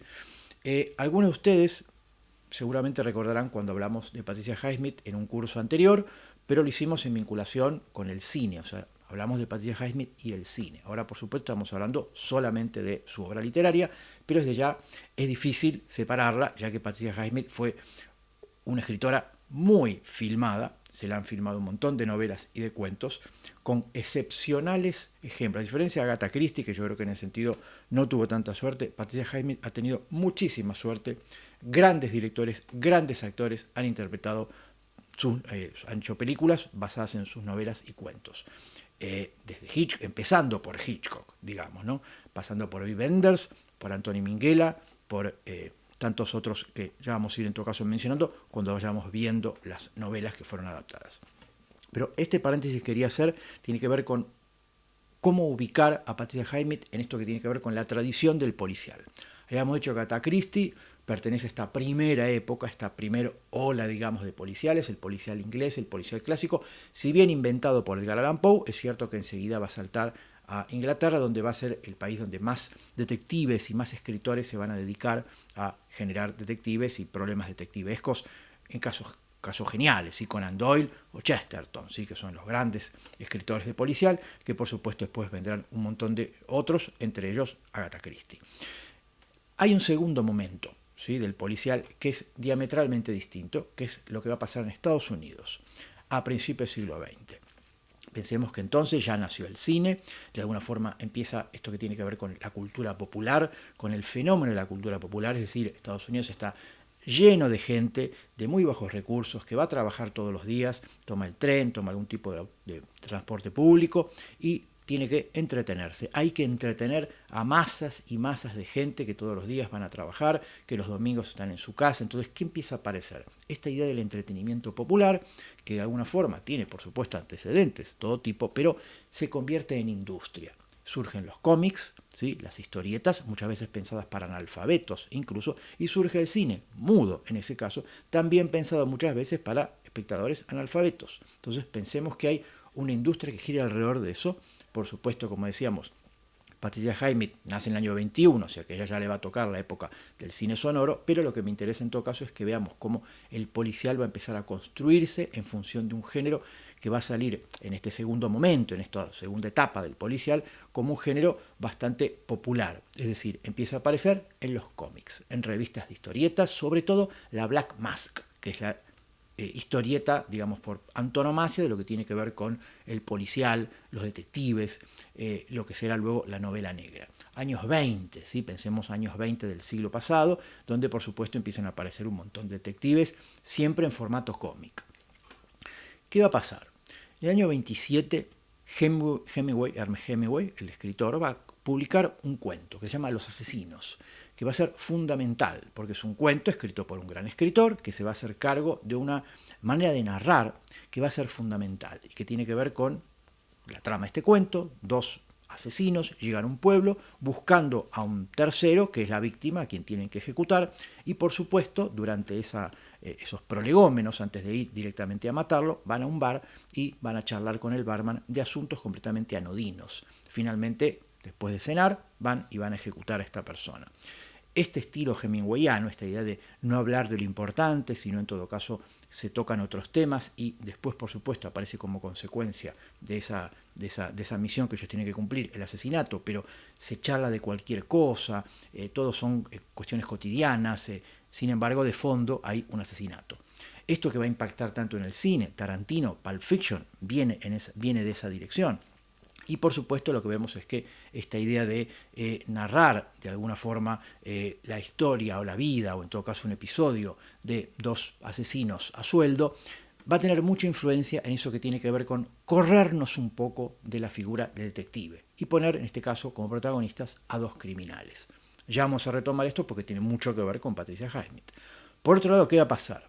Surge un personaje fundamental en el sentido que es Dashiell Hammett, de quien hablé en su momento, que había sido detective de joven y por supuesto, una vez retirado, empieza a escribir novelas.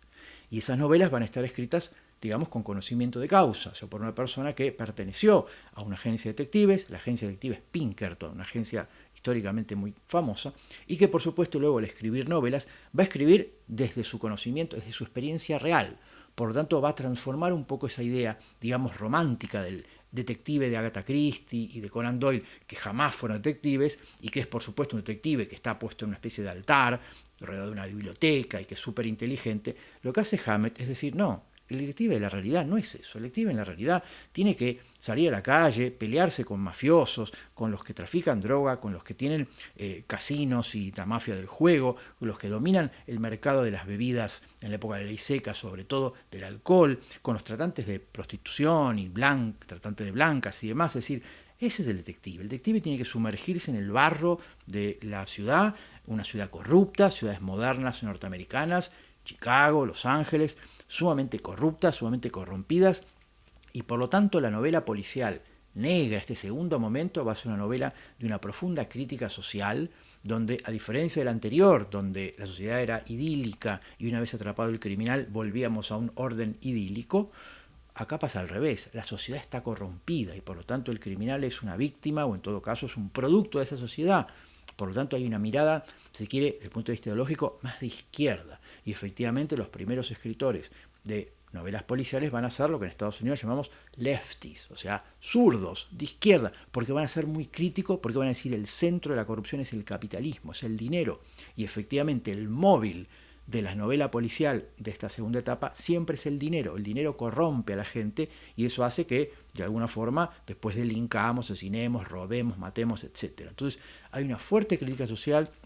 Estos escritores de la segunda época del policial negro van a estar muy influidos por esta manera de ver el mundo, criticando a la sociedad, criticando el capitalismo, corrompiendo a sus personajes en función de ser producto de una sociedad corrupta. Entonces hay toda una cantidad de escritores que van a empezar a surgir y que por supuesto van a ir en esta dirección completamente opuesto a lo anterior, ¿sí? Entonces ahí es cuando decimos que tenemos dos grandes momentos del policial que van a seguir direcciones muy distintas. Por supuesto, en ambos casos Argentina van a llegar de los dos tipos, vamos a tener tanto de uno como de otro modelos de escritores, y por supuesto hay algo ahí que me parece sumamente interesante, que es las versiones argentinas que después tendremos de esas formas de narrar el detective, ¿sí? O lo policial, desde Borges y Bel Casares con Bustos Domecq, claramente la primera etapa, o en todo caso en la segunda etapa, policiales de José Pablo Feynman, Juan Sasturain, etcétera, etcétera. Digo, hay una larga tradición de ambos.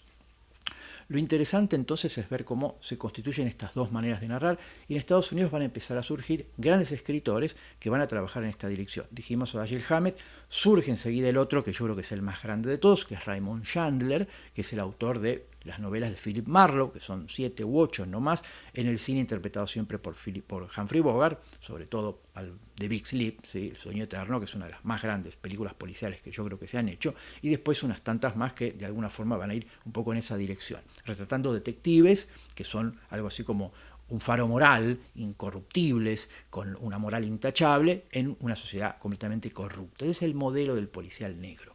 Y por supuesto lo que vamos a ver después es que van a empezar a surgir escritores que van a trabajar sobre variaciones de estas ideas. Es decir, una vez ya creados estos grandes detectives, van a decir, bueno, a ver, ¿qué pasa si empezamos a escribir novelas en las cuales los protagonistas o los asesinos son gente común? Y ahí va a surgir James Chase, Kane, El cartero llama 2 veces, por ejemplo, es una novela, tal vez vieron las películas, donde los asesinos son personas comunes, no hay detectives, ¿sí? Horace McCoy, y por supuesto, un poquito después vendrá Patricia Highsmith, donde vamos a ver que el asesino es el protagonista, ¿sí? Y por supuesto, el asesino muchas veces pareciera, con una moral medio dudosa, que es más que nada una especie de víctima del contexto y el entorno en el cual vive, y hay una crítica social muy fuerte, y en ese sentido vemos que Patricia Highsmith estaría en esta dirección, podemos ubicar en esta línea, en la cual ya los policías aparecen luego, aparecen más tarde o no aparecen, son personas comunes llevadas al crimen, al asesinato, por cuestiones de distinta índole, pasionales, de dinero, venganzas, celos, herencias, etc. Pero vemos que completamente distinto a la tradición, digamos, de inglesa de Agatha Christie, lo que hace Patricia Highsmith lo ubicamos en esta otra tradición, en la cual, por supuesto, ya no estamos hablando de ningún detective intelectualmente superdotado, sino todo lo contrario, gente común llevada a el asesinato por alguna cuestión, por lo general, pasional. Entonces, entramos directamente en la literatura de Patricia Highsmith. Lo interesante es eso que yo planteaba antes, es decir, Patricia Highsmith no dice voy a escribir policiales, escribe un tipo de novela que de alguna forma podemos considerar que tiene una gran cantidad de elementos como para decir son policiales, pero tiene cosas de otros escritores o de otras tradiciones. Probablemente una de las grandes influencias de Patricia Highsmith sea Dostoyevsky, por la novela psicológica, todo lo que tiene que ver con bucear, meterse en la cabeza del criminal, que es lo que hizo Dostoyevsky en Crimen y Castigo. Entonces, esa influencia va a ser muy grande en Patricia Highsmith y vamos a ver que sus novelas van a ir un poco en esa dirección, en meterse en la cabeza de sus personajes, sobre todo su gran criminal, que es Ripley, que protagoniza una saga de 5 novelas, que es tal vez la obra maestra, me parece, de Patricia Highsmith, y donde vemos que hay una personalidad, digamos, compleja, sexualmente ambivalente, con muchos talentos también, muchas habilidades para hacer cosas, para falsificar firmas, para imitar voces, pero que es básicamente una persona común que se ve llevada, ahora vamos a ver un poquito en su primera novela de qué manera, al asesinato. Pero esto es básicamente lo que va a empezar a hacer Patricia Highsmith. Pero antes vamos a ver 2 ejemplos de novelas anteriores que me interesa que veamos antes de llegar a Ripley, porque quizá son variaciones sobre esta otra alternativa que me parecen sumamente interesantes. La primera es tal vez una de su primer novela, ¿no?, que publica, que es Extraños en un tren. La publica en 1950, ella todavía es una muchacha muy joven, la novela es un gran éxito, por supuesto es una gran novela criminal, y la pone a ella como una escritora muy prometedora, porque, insisto, es su primer novela y irrumpe con esa novela que se vende muy bien y la compra los derechos Hitchcock para hacer una película. Ya vamos a comentar en todo caso la película de Hitchcock, pero digo, es una gran entrada en el mundo de la literatura. Vamos a leer un fragmento, ¿sí? Pero básicamente va a haber una cantidad de cosas que yo creo que van a fundar un poco una manera de hacer literatura y cierta manera de entender un poco lo que va a venir después, ¿sí? Extraños en un tren cuenta la historia de 2 hombres. Uno, por un lado, es un arquitecto que tiene su familia, se va a casar, se ha divorciado, está divorciado de su antigua mujer, se va a casar con una nueva mujer y toma un tren. En ese viaje va a conocer a un muchacho, a Bruno, con quien van a empezar a charlar, y la confianza los va a llevar a Bruno proponerle esta idea, que es intercambiar asesinatos, ya que él parece odiar a su madre y este muchacho, el arquitecto, Guy, llamado Guy, parece que odia a su exmujer. Entonces Bruno le va a decir: yo te asesino a tu exmujer para que vos puedas casarte tranquilamente con la nueva, y vos asesiná a mi padre, a quien odio. Entonces la cosa parece que queda ahí, pero después, por supuesto, va a tomar un cariz bastante distinto con el correr de la trama. Vamos a leer algunos fragmentos, porque por un lado aparecen ciertas cosas que me interesan. Por un lado, uno de los temas que va a trabajar mucho Patricia Highsmith, que es el tema del doble. Pareciera que siempre hay 2 hombres, en este caso, y vamos a ver después en Ripley y en otros casos más, 2 figuras, ¿sí? O por ejemplo, la novela que vamos a ver después, que es Carol, 2 mujeres, que de alguna forma parecieran especulares, es decir, parecen reflejarse el uno en el otro, se complementan. Son 2 figuras que tienen ciertos elementos parecidos, análogos, simétricos, y desde ya trabaja un poco esta idea, digamos, del romanticismo alemán, del doble, la figura del doble, que tanto trabajar en todo caso Dostoyevsky también, ¿no?, que es jugar con esto de un personaje que tiene una especie de doble, en el sentido que lo complementa, pero que se transforma muchas veces en su lado oscuro, en su sombra, en su parte más maléfica, que saca afuera, digamos, su parte más malvada.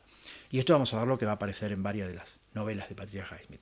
Por otro, esta cosa de sumergirse en la cabeza de los personajes, digo, intentar hacer, así como habíamos visto en Virginia Woolf, un intento de meterse en la cabeza de los personajes para sacar afuera esta corriente de conciencia, sacar afuera estos pensamientos, estas emociones. Bueno, lo que va a hacer Patricia Highsmith va a ser similar, pero desde el punto de vista de la criminalidad. O sea, los personajes van a reflexionar, van a pensar, van a rumiar pensamientos, pero siempre desde el punto de vista de los crímenes que cometieron o que van a cometer. Y esto es, por supuesto, como decía antes, lo que hacía Dostoyevsky, sobre todo en Crimen y Castigo. Bucear en la mente de un personaje, asesino, confeso o asesino por cometer, digamos, pero jugar con cómo pienso en el asesino. Me pongo en los zapatos del asesino y trato de decir, bueno, qué hice, qué haré, etcétera, etcétera. Es decir, hay algo que tiene que ver con una gran empatía que va a establecer Pazia Highsmith con sus asesinos, con sus personajes más nefastos, y aquí aparece algo que creo que es característico un poco de su estilo, ¿no? Que cierta fascinación por la crueldad, por lo morboso del crimen, por lo irracional, por las patologías, ¿sí? Por personajes enfermos, por psicópatas, por personajes realmente crueles, gente muy jodida, muy violenta, y hay como una especie de fascinación con esos personajes. Este es el lado, digamos, oscuro de Patricia Highsmith. Hay una biografía que si les interesa se las recomiendo, que se llama La talentosa Miss Highsmith, de Joan Shankar, es una escritora, que es una gran biografía que va a tratar de no solamente seguir su vida, sino de encontrar los reflejos que hay en sus obras de su vida personal, en tanto como estos personajes muchas veces pareciera que la reflejan. Desde ya hasta donde sabemos, Patricia Highsmith no asesinó a nadie, pero tenía este aspecto, digamos, en su vida real, de ser una persona bastante cruel, bastante difícil. Pensemos que ella se va a vivir, ella tiene sucesivas parejas, no dura mucho con ninguna, y al parecer, y por lo que han contado estas parejas, ella era bastante cruel, era una persona muy difícil, y termina siendo una mujer muy solitaria, termina viviendo sola, millonaria, rodeada de caracoles, de gatos, en una gran casa. Es decir, un personaje muy particular que de alguna forma tenía problemas a lo largo de su vida de relaciones, siempre fracasadas, o en todo caso buscaba que esa relación no durara demasiado y por lo tanto pareciera como que hacía lo posible porque durara poco, o por destruir la relación, o por no querer involucrarse demasiado con nadie, pero al decir de sus sucesivas amantes, o en todo caso las que fueron contando la historia, era una persona muy compleja, muy complicada, con rasgos de crueldad y de sadismo muy grandes. Y esto va a estar en los personajes. Por eso les digo, esta biografía va a explorar un poco ese costado, ¿no? Y me parece que tiene este juego un poco con la autora y cómo se refleja esta autora, en todo caso, en sus distintos personajes, en sus distintas novelas. Vamos a ver un poco entonces Extraños en un tren, donde efectivamente ocurre eso, que evidentemente hay un personaje, sobre todo, que es este de Bruno, que va a ser un personaje de una crueldad, una perversión y un sadismo muy grande. Vamos a leer algunos fragmentos, ¿sí? Como para acercarnos un poco ya a esta que es su primer novela. ¿Y qué va a decir así? ¿Sí?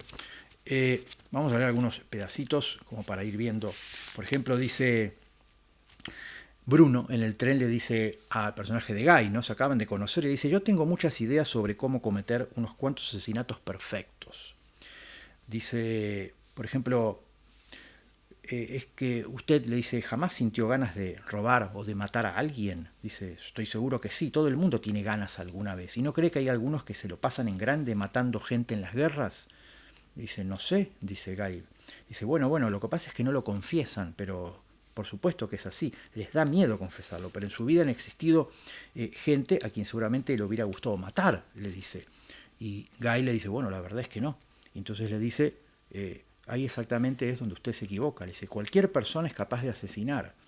Es puramente cuestión de circunstancias, sin que tenga absolutamente nada que ver con el temperamento. La gente llega hasta un límite determinado y solo hace falta algo, cualquier insignificancia, que los empuje a dar el salto. Cualquier persona, su mismísima abuela, seguro, dice. Le consta, es decir, pareciera como que hay algo que tiene que ver un poco con esta psicología del personaje de Bruno, que es bastante perverso y juega con esta idea de que cualquiera de nosotros es capaz de matar.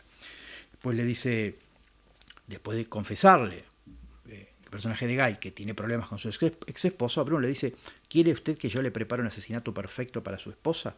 Entonces dice, se me ha ocurrido una idea extraordinaria, un asesinato por delegación, por criss cross, le dice, ¿comprende? Yo mato a su esposa y usted se encarga de mi padre. Nos encontramos en el tren. Nadie sabe que nos conocemos. Sería una cortada perfecta, ¿qué le parece? Dice, la mejor idea de toda mi vida, porque desde ya yo me encargo de hacerlo cuando usted esté ausente de la ciudad y usted hace lo mismo. Por lo tanto, sería imposible que nos agarren. Sería un placer para mí poner fin a una carrera como la de su exmujer y, por supuesto, hacer algo en pro de su vida, le dice. Es decir, hay todo un juego bastante perverso y sádico por parte de este personaje, y me parece que una vez que ya empieza a tomar, digamos, curso la trama, vamos viendo en situaciones, digamos, un montaje paralelo, la vida de un personaje y la vida de otro, ya que después de ese viaje en tren se separan, y no voy a spoilear, por supuesto, pero quería en todo caso tirar alguna de las reflexiones o de los pensamientos que van teniendo los personajes, ¿sí? Por ejemplo, en un momento dice: el amor y el odio, el bien y el mal, vivían juntos en el corazón humano. En vez de hallarse distribuidos desproporcionalmente en los hombres, formaban una especie de bloques monolíticos, uno bueno y otro malo. No había más que buscar un poco de uno o de otro para encontrar el todo. Bastaba con escarbar en la superficie. Todas las cosas tenían un lado opuesto cerca de ellas. Toda decisión, un razonamiento en contra. Todo animal, otro animal empeñado en destruirle. Un macho a la hembra, lo positivo a lo negativo. La fisión del átomo era la única forma auténtica de destrucción, la ruptura de la ley universal de la inmutabilidad. Nada podía existir sin llevar lo opuesto íntimamente ligado. ¿Podía existir espacio en un edificio sin que hubiera objetos que lo interrumpiesen? ¿Podía existir la energía sin la materia o la materia sin la energía? La materia y la energía, la muerte y lo activo, lo inerte y lo activo, antes consideradas como cosas opuestas, mientras que ahora se sabía que formaban una unidad. La locura y el genio coinciden a menudo también, pero qué vida tan mediocre llevaba la mayoría de la gente. Entonces habla de la dualidad, ¿sí? De esta cosa con la cual, como dije antes, también va a trabajar mucho Dostoyevsky, la dualidad que hay en cualquier persona. Va a decir, cualquier persona es capaz de asesinar, dice Bruno, ¿sí? Entonces va a decir, de alguna forma, esto que constituye uno de los pensamientos tan recurrentes que va a ir teniendo a lo largo de la novela, lo va a ir rumiando a medida que va pasando el tiempo, y por supuesto estas reflexiones, que son las de Patricia Highsmith sobre el asesinato, van a dar lugar a lo que no quiero en todo caso contarles, pero que forma un poco la esencia de la novela, que es eso que ocurre, ¿sí? Otra cuestión que está ahí también latente, y que yo les decía que de alguna forma también va a estar muy presente en los textos de Patricia Highsmith, es una homosexualidad latente de Bruno hacia Guy, es decir, por momentos en la prosa, en la escritura, en las cosas que va haciendo el personaje, pareciera haber como una especie de atracción sexual, física, de Bruno hacia Guy. Por lo tanto, Patricia Highsmith suma este elemento que lo vuelve aún más complejo al personaje. Porque uno dice, bueno, ¿por qué se fascinó tanto por este otro? ¿Solamente por la cuestión de los asesinatos o porque también hubo una atracción física? Y evidentemente ahí está otra de las cosas que les decía, me parece forman parte del... no solo de la complejidad, sino de lo fascinante que a veces son sus personajes, ¿sí? Porque son realmente personajes de una moral más que dudosa, por momentos personajes siniestros, una gran crueldad, y que muchas veces nos resultan fascinantes. Por eso nosotros como lectores nos vemos empujados un poco a decir, bueno, ok, este personaje me parece nefasto, pero me parece fascinante, ¿no? Que los que suelen ocurrirnos con los malos, ¿no? Cuando vemos obras de teatro, películas, ¿no? De Macbeth o, en todo caso, El Padrino, o Breaking Bad, ¿no? Donde uno se fascina con los malos, donde uno dice, bueno, qué fascinante que este personaje de un malo. Y bueno, efectivamente eso vamos a verlo mucho en Patricia Highsmith, personajes terriblemente nefastos, pero que nos fascinan. Bueno, este Extraños en un tren, decía entonces, la va a filmar Hitchcock, va a ser, creo yo, una muy buena película, no es de sus mejores películas, pero es una gran película, 1951, con Farley Granger, es una película, hoy es un clásico, película blanco y negro, pero ¿qué es lo que va a pasar? Que Hitchcock va a dar vuelta a la novela, entonces no se puede ver la película y pensar que se leyó la novela, porque Hitchcock cambia muchísimas cosas. A partir de que se plantea esta idea del doble asesinato, Hitchcock se va en una dirección completamente diferente, y la verdad es que de la novela empieza a quedar cada vez menos. Por supuesto, del tema de la homosexualidad en la película no hay absolutamente nada, y después va a ir cambiando la trama hasta que al final, no solamente el final es completamente distinto, sino que cambia un montón de cosas, al punto de que de la novela original solo queda el comienzo y después, por supuesto, algunas cositas por ahí. Pero, digo, son estos casos de adaptaciones en los cuales, por haber visto la película, no podemos considerar ni remotamente que hayamos leído la novela. Pero bueno, suele pasar. Lo cierto es que yo creo que son dos grandes obras, pero en todo caso vamos a seguir ocupándolos de la novela. Es, pensemos, tengámoslo en cuenta, la primera novela de Patricia Highsmith, y por supuesto el hecho de que Hitchcock la haya filmado va a convertirla en una escritora muy conocida, y por supuesto a partir de ahí su carrera no solamente se va a despegar, sino que pasará a ser una escritora muy leída, una escritora bestseller, una escritora que no solamente factura millones, sino que se lee y se traduce en todo el mundo. Vamos a pasar a su siguiente novela, ¿sí? Su novela número 2, que no tiene nada que ver, que se llama Carol. La publica en 1952 y que cuenta la historia de dos mujeres que se conocen, que se enamoran, que tienen una historia de amor. ¿Qué va a pasar? Que ante semejante, digamos, cambio en la temática, en la esencia de su literatura, la editorial que le publicó Estaños en un tren no le va a querer publicar esta segunda novela. En primer lugar, porque era un tema muy polémico. Entonces, ¿qué va a hacer Patricia Highsmith? Lo va a publicar con otra editorial, con otro nombre, que se llama El precio de la sal, después va a pasar a llamarse Carol, actualmente se consigue como Carol, pero al principio va a tener otro título, y con un seudónimo. Lo va a publicar con seudónimo y la novela se va a vender mucho, va a tener un público enorme, sobre todo entre los, digamos, homosexuales, que se van a ver sumamente reconocidos con la novela, porque a diferencia de la mayoría de las historias sobre esas temáticas que podría llegar a ver, tenía un final feliz. Generalmente en las novelas, cuando aparecía un personaje que era homosexual, terminaba mal, o la mataban, o se suicidaba, o vivía de una forma infeliz porque estaba de alguna forma pecando, estaba cometiendo algo que la sociedad veía como pecaminoso. Lo que va a hacer Patricia Highsmith en esta novela es construir una historia de amor entre dos mujeres, pero que va a tener un final feliz. Ellas van a terminar bien, y eso por supuesto va a ser sumamente esperanzador, y Patricia Highsmith no solamente va a recibir hasta el último día de su vida cartas de agradecimiento de lectores de todo el mundo diciéndole: su novela me salvó, su novela me ayudó a vivir, su novela me ayudó a afrontar mi condición.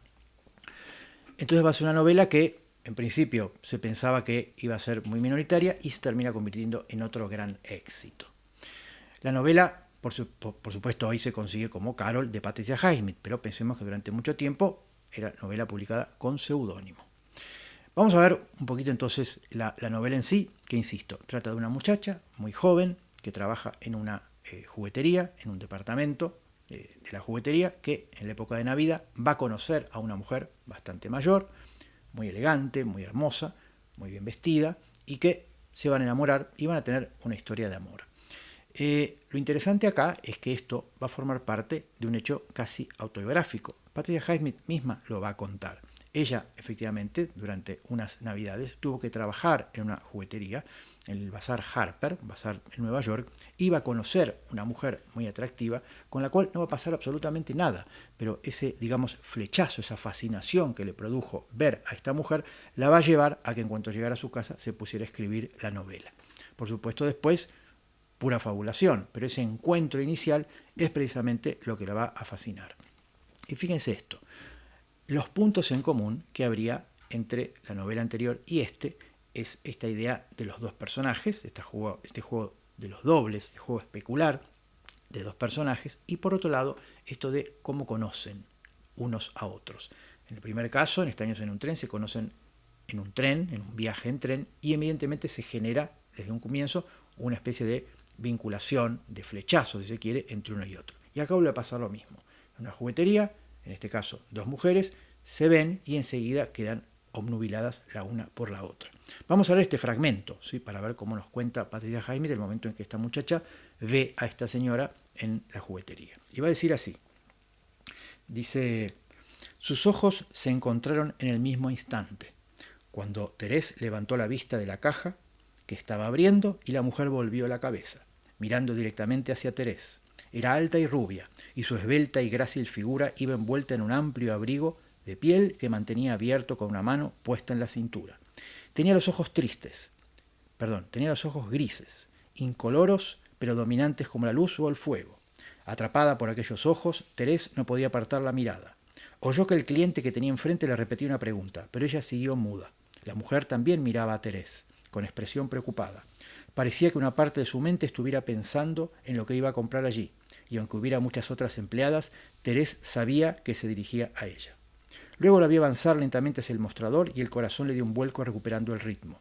Sintió como le ardía la cara mientras la mujer se acercaba más y más. ¿Puede enseñarme una de esas maletas?, le preguntó la mujer, inclinándose sobre el mostrador y mirando a través de la superficie acristalada. La deteriorada maleta estaba a solo unos centímetros. Thérèse la dio vuelta, cogió una caja al final de una pila, la caja nunca se había abierto, y cuando se levantó, la mujer estaba mirando con serenos ojos tristes. Thérèse no lograba apartar la vista de ellos, pero tampoco podía mirarlos abiertamente. Esa es la que me gusta, pero supongo que no puedo comprarla, ¿o sí?, dijo señalando la maleta marrón que había en el escaparate detrás de Terés. Tenía las cejas rubias y subrayaban la curva de su frente. Terés pensó que su boca era tan sagaz como sus ojos, y que su voz era como su abrigo, rica, suave y que de algún modo parecía llena de secretos. En fin, la escena continúa hasta que esta mujer se va y, por supuesto, esta muchachita queda pensativa y después se van a volver a encontrar y tendrá lugar esta, digamos, historia de amor entre ambas. Fíjense algo, ¿no?, que es como, a pesar de no ser un policial, creo que lo que resulta interesante es que la novela está narrada con una tensión y una cosa que podríamos llamar suspenso, pese a que no hay un hecho delictivo. Y esto es lo que a mí es una novela que me gusta mucho, me pareció que está magistralmente escrita, entre otras cosas porque una simple historia de amor, más allá del hecho de que sean dos mujeres, tiene un tratamiento de policial, ¿se entiende? Es decir, está tratada como si algo fuera a pasar. Uno dice, bueno, en cualquier momento pasa algo, y no pasa gran cosa. Pero esa escritura, hay una presencia, una cosa ominosa, que hace que uno todo el tiempo esté pensando que algo terrible en cualquier momento ocurre, porque tiene esa escritura, que es algo que es constitutivo de la prosa de Patricia Highsmith, que es como un elemento que está ahí siempre como amenazante, ¿no?, a la expectativa, y no pasa. Entonces, me parece que tiene ese plus, que está en la escritura y que de alguna forma me parece que es lo que la hace, creo yo, tan entretenida, entre otras cosas, pero fascinante a la novela, ¿no? Por supuesto se hizo la película, se hizo hace poco, creo que es una gran película, y me parece que en este caso se parece un poco más a la novela, creo que vale la pena ver, y me parece que le hace, en todo caso, no sé si justicia, creo que la novela es mejor, pero me parece que se puede ver perfectamente bien, y esto contribuye a esto que decía antes, que es que Patricia Highsmith ha tenido muy buena suerte con las películas que se han hecho basadas en sus novelas. Y ahora sí vamos a pasar a esta, que es, digamos, la novela por la cual quizás se conoce más a Patricia Highsmith, que es la saga de Ripley, ¿sí? Son 5 novelas publicadas a lo largo de más de 20 años, que cuentan la historia de Tom Ripley, este personaje que es fascinante, por supuesto, y que veremos que ya en la primera novela se va a convertir en un criminal, en un asesino, y que a lo largo de las siguientes 4 novelas va a ir desarrollando estas habilidades que tiene, por supuesto, que lo van a convertir en un personaje fascinante. La primera de todas, ¿sí?, es El talento de Mr. Ripley, publica en 1955. Hay un volumen de anagrama donde están compiladas las 5 novelas. Bueno, son muy voluminosas, digo, es una novela, fíjense, relativamente corta, son novelas que se leen rápido, y hay un anagrama, lo que hizo fue compilarlas en un mismo tomo. La verdad que para mi gusto demasiado gordo, para leer no es cómodo, pero están las 5 juntas, digo, pues se consigue ese libro también, si no se consigue individualmente, por supuesto. La primera, decía, es El talento de Mr. Ripley. Tiene varias versiones en el cine, insisto con esto, porque creo que valen la pena. Por un lado, interpretada por Alain Delon en los años 60, dirigida por René Clement, año 62 creo, que es una muy buena versión. Y después la otra versión, que creo que vale la pena recomendar, es la que hizo Anthony Minghella con Matt Damon y Jude Law y Gwyneth Paltrow, 1999 me parece. Son 2 grandes versiones, muy distintas, pero creo que vale la pena verla, y creo que realmente son 2 muy buenas adaptaciones de esta novela. ¿Qué va a contar esta novela? ¿Cuál va a ser la esencia de Ripley? Ripley es un muchacho común y corriente, 20 y pocos años, vive en Nueva York, en Estados Unidos, y está un poco sobreviviendo como puede, hace trabajos, vive, como se dice por ahí, a salto de mata, ¿no? Es decir, sobrevive. Un día va a se va a cruzar a un señor que lo va a reconocer y lo va a confundir con un ex compañero del colegio de su hijo. Este señor es millonario, es dueño de unos astilleros, tiene mucho dinero, y le dice que su hijo, a quien supuestamente conoció Ripley en el colegio, está haciendo la gran vida, la vida loca, la dolce vita en Italia, y que por supuesto él quiere que vuelva. Entonces le va a decir a Ripley: yo le propongo que usted vaya y me lo traiga de vuelta, yo le voy a pagar. Ripley, por supuesto, acepta. Entonces viaja a Italia, se encuentra con este muchacho, y a partir de ahí se va a desarrollar la novela, donde por supuesto pasaron un millón de cosas, no voy a entrar a spoilear, pero lo interesante, insisto, más allá de la trama, que creo que es una muy buena trama, está muy bien tramada la novela, ocurre algo, que es que volvemos con estos elementos tan propios de Patricia Highsmith. En primer lugar, los 2 personajes, este juego de los dobles, ¿sí? Ripley con este otro personaje. De alguna forma pareciera como que empiezan se llama Dickie Greenleaf, empiezan a jugar como con parecidos, diferencias, muchas similitudes, es decir, empiezan a confundirse incluso físicamente, parece que son bastante semejantes. Hay un juego de dobles, un juego especular muy curioso, que por supuesto tiene mucho que ver, por supuesto, con lo que va a pasar después, pero Patricia Highsmith insiste con esta idea de dos personajes que se conocen, o en todo caso se reencuentran. En realidad se conocen porque no se conocían, pero bueno, se miente Ripley diciéndole que se conocían de cuando eran chicos, y por supuesto se genera esta relación entre ellos dos. Por otro lado, este juego de ir construyendo un criminal, ir construyendo un asesino, personaje Tom Ripley, que tiene una gran cantidad de habilidades. Ahora vamos a ver un poquito de qué se tratan, que le va a ayudar a ser, digamos, un buen criminal. Por otro lado, este juego, vamos a ver que la novela se desarrolla en varios lugares de Europa, esta idea de los viajes, que va a formar parte no solamente de los distintos novelas que va a venir después de Ripley, sino que a partir de entonces vamos a ver cómo Patricia Highsmith se va a vivir a Europa, va a empezar a viajar, entre otras cosas, y va a ubicar a sus novelas en distintas zonas, sobre todo de Europa, ¿sí? Entonces su literatura se hace un poco como Agatha Christie, ¿no? Que sus novelas transcurren en distintos lugares. Bueno, aparece esa cosa del exotismo. Bueno, acá pasa algo similar. Muchas de sus novelas transcurren en lugares exóticos, y en el caso de Ripley vamos a ver que va a ser un gran viajero. Pero vamos a leer algunos fragmentos, ¿sí? Que me parece que vale la pena, sobre todo para empezar a ver un poquito por dónde va este personaje, ¿sí? Vamos a ver algún fragmento. Por ejemplo, acaba de decir esto que yo mencionaba, ¿no? Que ellos se encuentran en Italia, el personaje de Ripley, de Tom, lo va a buscar, lo descubre en la playa junto a su novia, y tiene que construir una especie de relato, si se quiere, porque en realidad no se conocen, o sea que tiene que mentirle todo el tiempo. Entonces va a decir, lo vio a cierta distancia, ¿sí? En la playa. Dice, era Dickie, sin duda, aunque estaba quemado por el sol y el pelo rubio parecía más claro de lo que Tom recordaba. Estaba con Marge, con su novia. Dickie Greenleaf, pregunta Tom con una sonrisa. Dickie alzó los ojos. Sí, soy Tom Ripley, nos conocimos en Estados Unidos hace algunos años, ¿recuerdas? Dickie lo miraba sin dar muestras de reconocerlo. Claro que tu padre pensaba escribirte sobre mí. Oh, sí, claro, dijo Dickie, dándose una palmada en la frente, como si reprochase el no haber caído en la cuenta, y poniéndose de pie. Tom, ¿qué más? Ripley. Este es Mark Sherwood, dijo. Mark te presentó a Tom Ripley. Mucho gusto, encantada. ¿Cuánto tiempo piensas estar acá?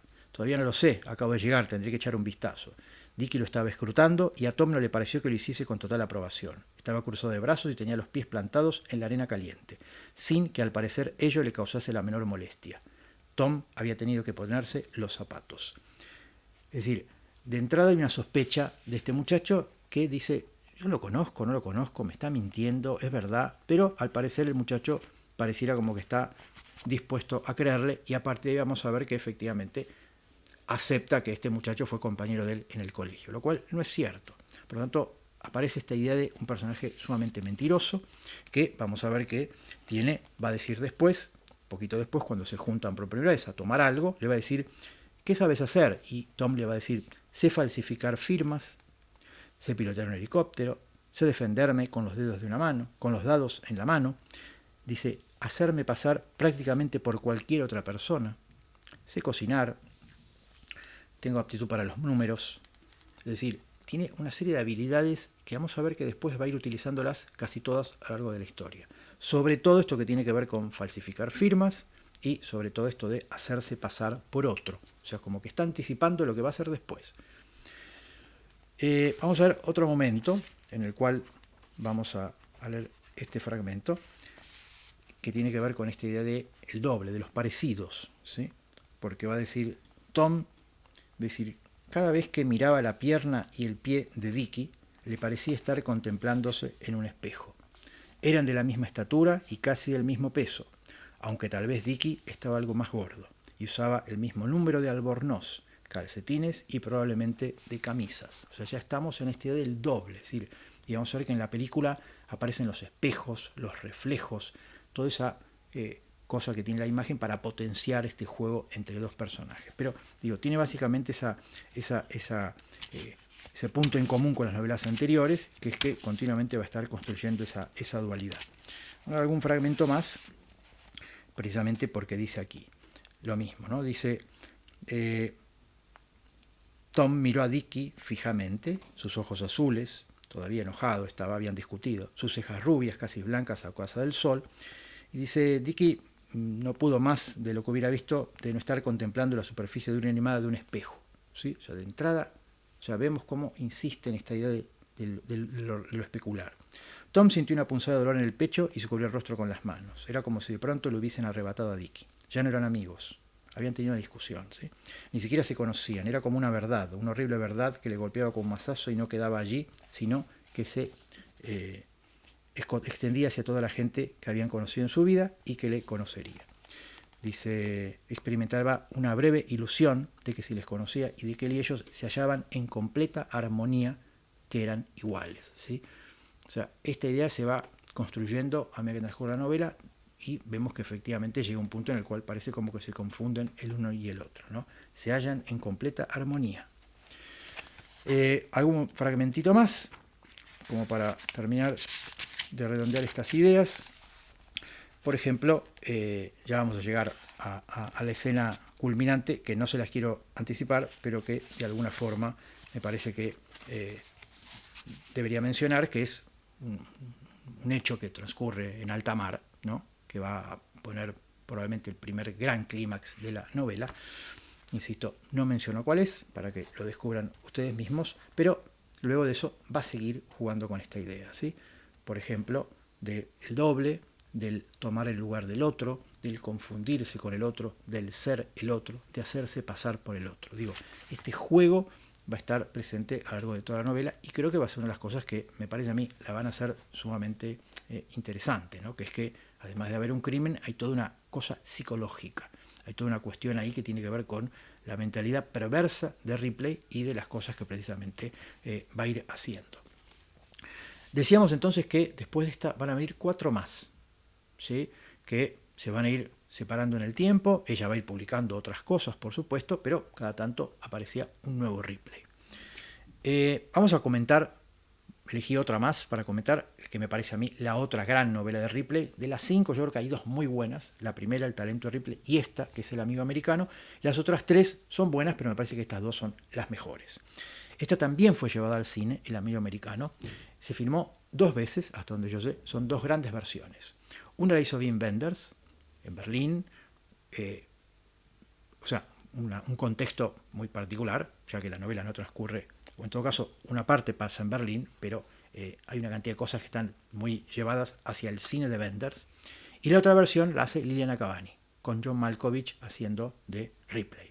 Ya es un Ripley mayor, tiene unos años más. En la versión de Wenders, el personaje de Ripley está completamente norteamericanizado, ¿sí? De alguna forma es un personaje que vive en Berlín y que anda con un sombrero, digamos, de cowboy, unos jeans, escucha rock and roll. Y el personaje de John Malkovich es un Ripley súper elegante, súper dandy, aristócrata, y de alguna forma la trama es la misma, pero esencialmente hay diferencias grandes en cuanto a la forma de representarlos, ¿sí? Pero básicamente parten de la misma novela, que transcurre, ya les digo, entre París y Berlín. Hay un hecho ahí bastante truculento, digamos, lo que da origen a la trama policial, que me parece que es un poco no solamente el nudo de la novela, sino aquello que pone en funcionamiento al personaje de Ripley. Vamos a ver algunos fragmentos de esto, de esta novela. Lo que me parece, o en todo caso digno de ser comentado, es esta, yo decía, habilidad que con el paso del tiempo creo que se va a ir manifestando de Patricia Highsmith para, en otras obras, pero no vamos a reseñarlas, y en esta también, es para construir personajes realmente perversos, realmente sádicos, que lucubran crímenes, que lucubran tramas delictivas, que de alguna forma pareciera como que disfrutan, que gozan con hacer el mal, con hacer el daño, con provocar, digamos, el mal a los demás, con quizá robar, y que de alguna forma uno descubre esto que yo mencionaba al principio, que es como una especie de placer o de fascinación muy grande de Patricia Highsmith por estos personajes, lo que vuelve sus novelas, como decía antes yo, un tanto morbosas, ¿sí? Es decir, parece como que se relame, disfruta enormemente ella describiendo estos personajes, ¿no? Hay un gran placer por parte de ella al construir personajes que son realmente de una perversidad total. Vamos a ver algunos fragmentos de El amigo americano.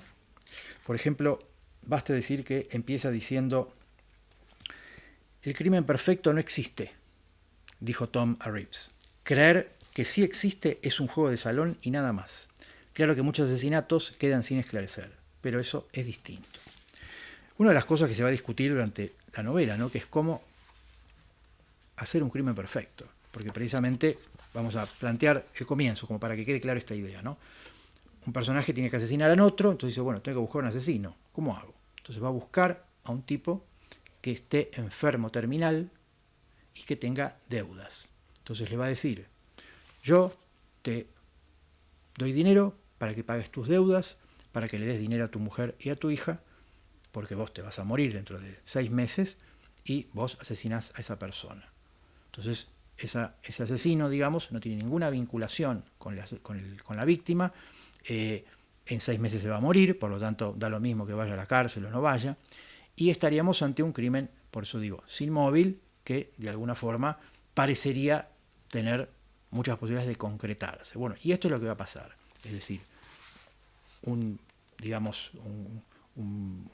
personaje que aparece en la novela necesita asesinar a otro y va a contratar primero a Tom Ripley para que le busque a esa persona. Entonces Ripley va a ser el encargado de buscar a este señor que está enfermo, terminal, que tiene un cáncer, y va a ser el encargado de cometer el asesinato bajo la tutela, o digamos Ripley lo va a ir ayudando a hacerlo. Pero digo, fíjense que todo es macabro, todo es una crueldad y una violencia muy grande. Vamos a hacer un fragmento, ¿no?, de lo que van diciendo los personajes. Acá, por ejemplo, dice: no sentía la menor piedad por el mafioso que iba a matar. O al menos eso esperaba. Se dio cuenta de que tampoco sentía piedad por sí mismo. La muerte era la muerte, aunque por motivos distintos, su vida y la de Bianca ya no tenían ningún valor. O sea, esto es lo que el, digamos, supuesto asesino va rumiando con sus pensamientos, ¿sí?, lo que va pensando. Vamos a leer otro fragmento. Tiene esto que les decía yo, estas grandes similitudes con Crimen y Castigo de Dostoyevsky, ¿no? Si la leyeron, la recuerdan. Raskolnikov está todo el tiempo pensando en el asesinato que va a cometer, después del asesinato que cometió, y es como que vive atormentado por eso, ¿no? Vive atormentado por el asesinato, por la muerte, por lo que hizo, y esto de alguna forma lo va hundiendo cada vez más, que es lo que de alguna forma va a ir pasando también un poco acá, ¿no? Y va a decir, comparado con los mafiosos, Tom Ripley se sentía casi un virtuoso. O sea, de alguna forma el personaje de Tom es realmente un gran talento de la maldad, es un gran talento, por eso se llama la primera el talentoso señor Ripley, tiene un gran talento para el mal. Es un tipo que no solamente disfruta mucho haciendo el mal, sino que va mejorando sus habilidades. Con el paso del tiempo se va haciendo cada vez más habilidoso en esto que es, digamos, el arte de matar. Vamos a leer un último fragmento. Dice, efectivamente había matado a varias personas, era cierto. Dickie Greenleaf, ¿sí?, el señor Ripley, se empieza a recordar. Esa era la mancha, el verdadero crimen, ímpetu de la juventud. Tonterías, dice, había sido la codicia, los celos, el resentimiento que Dickie le inspiraba. Y desde luego, la muerte de Dickie, mejor dicho, el asesinato, le había obligado a matar a Freddy, a Miles y a tantos otros personajes a lo largo de los años. ¿Cuánto tiempo hacía ya de todo ello? Pero lo había hecho, sí. La ley lo sospechaba a medias, pero no podía probarlo. La historia se había extendido entre el público, la opinión pública, como una mancha de tinta en un papel secante.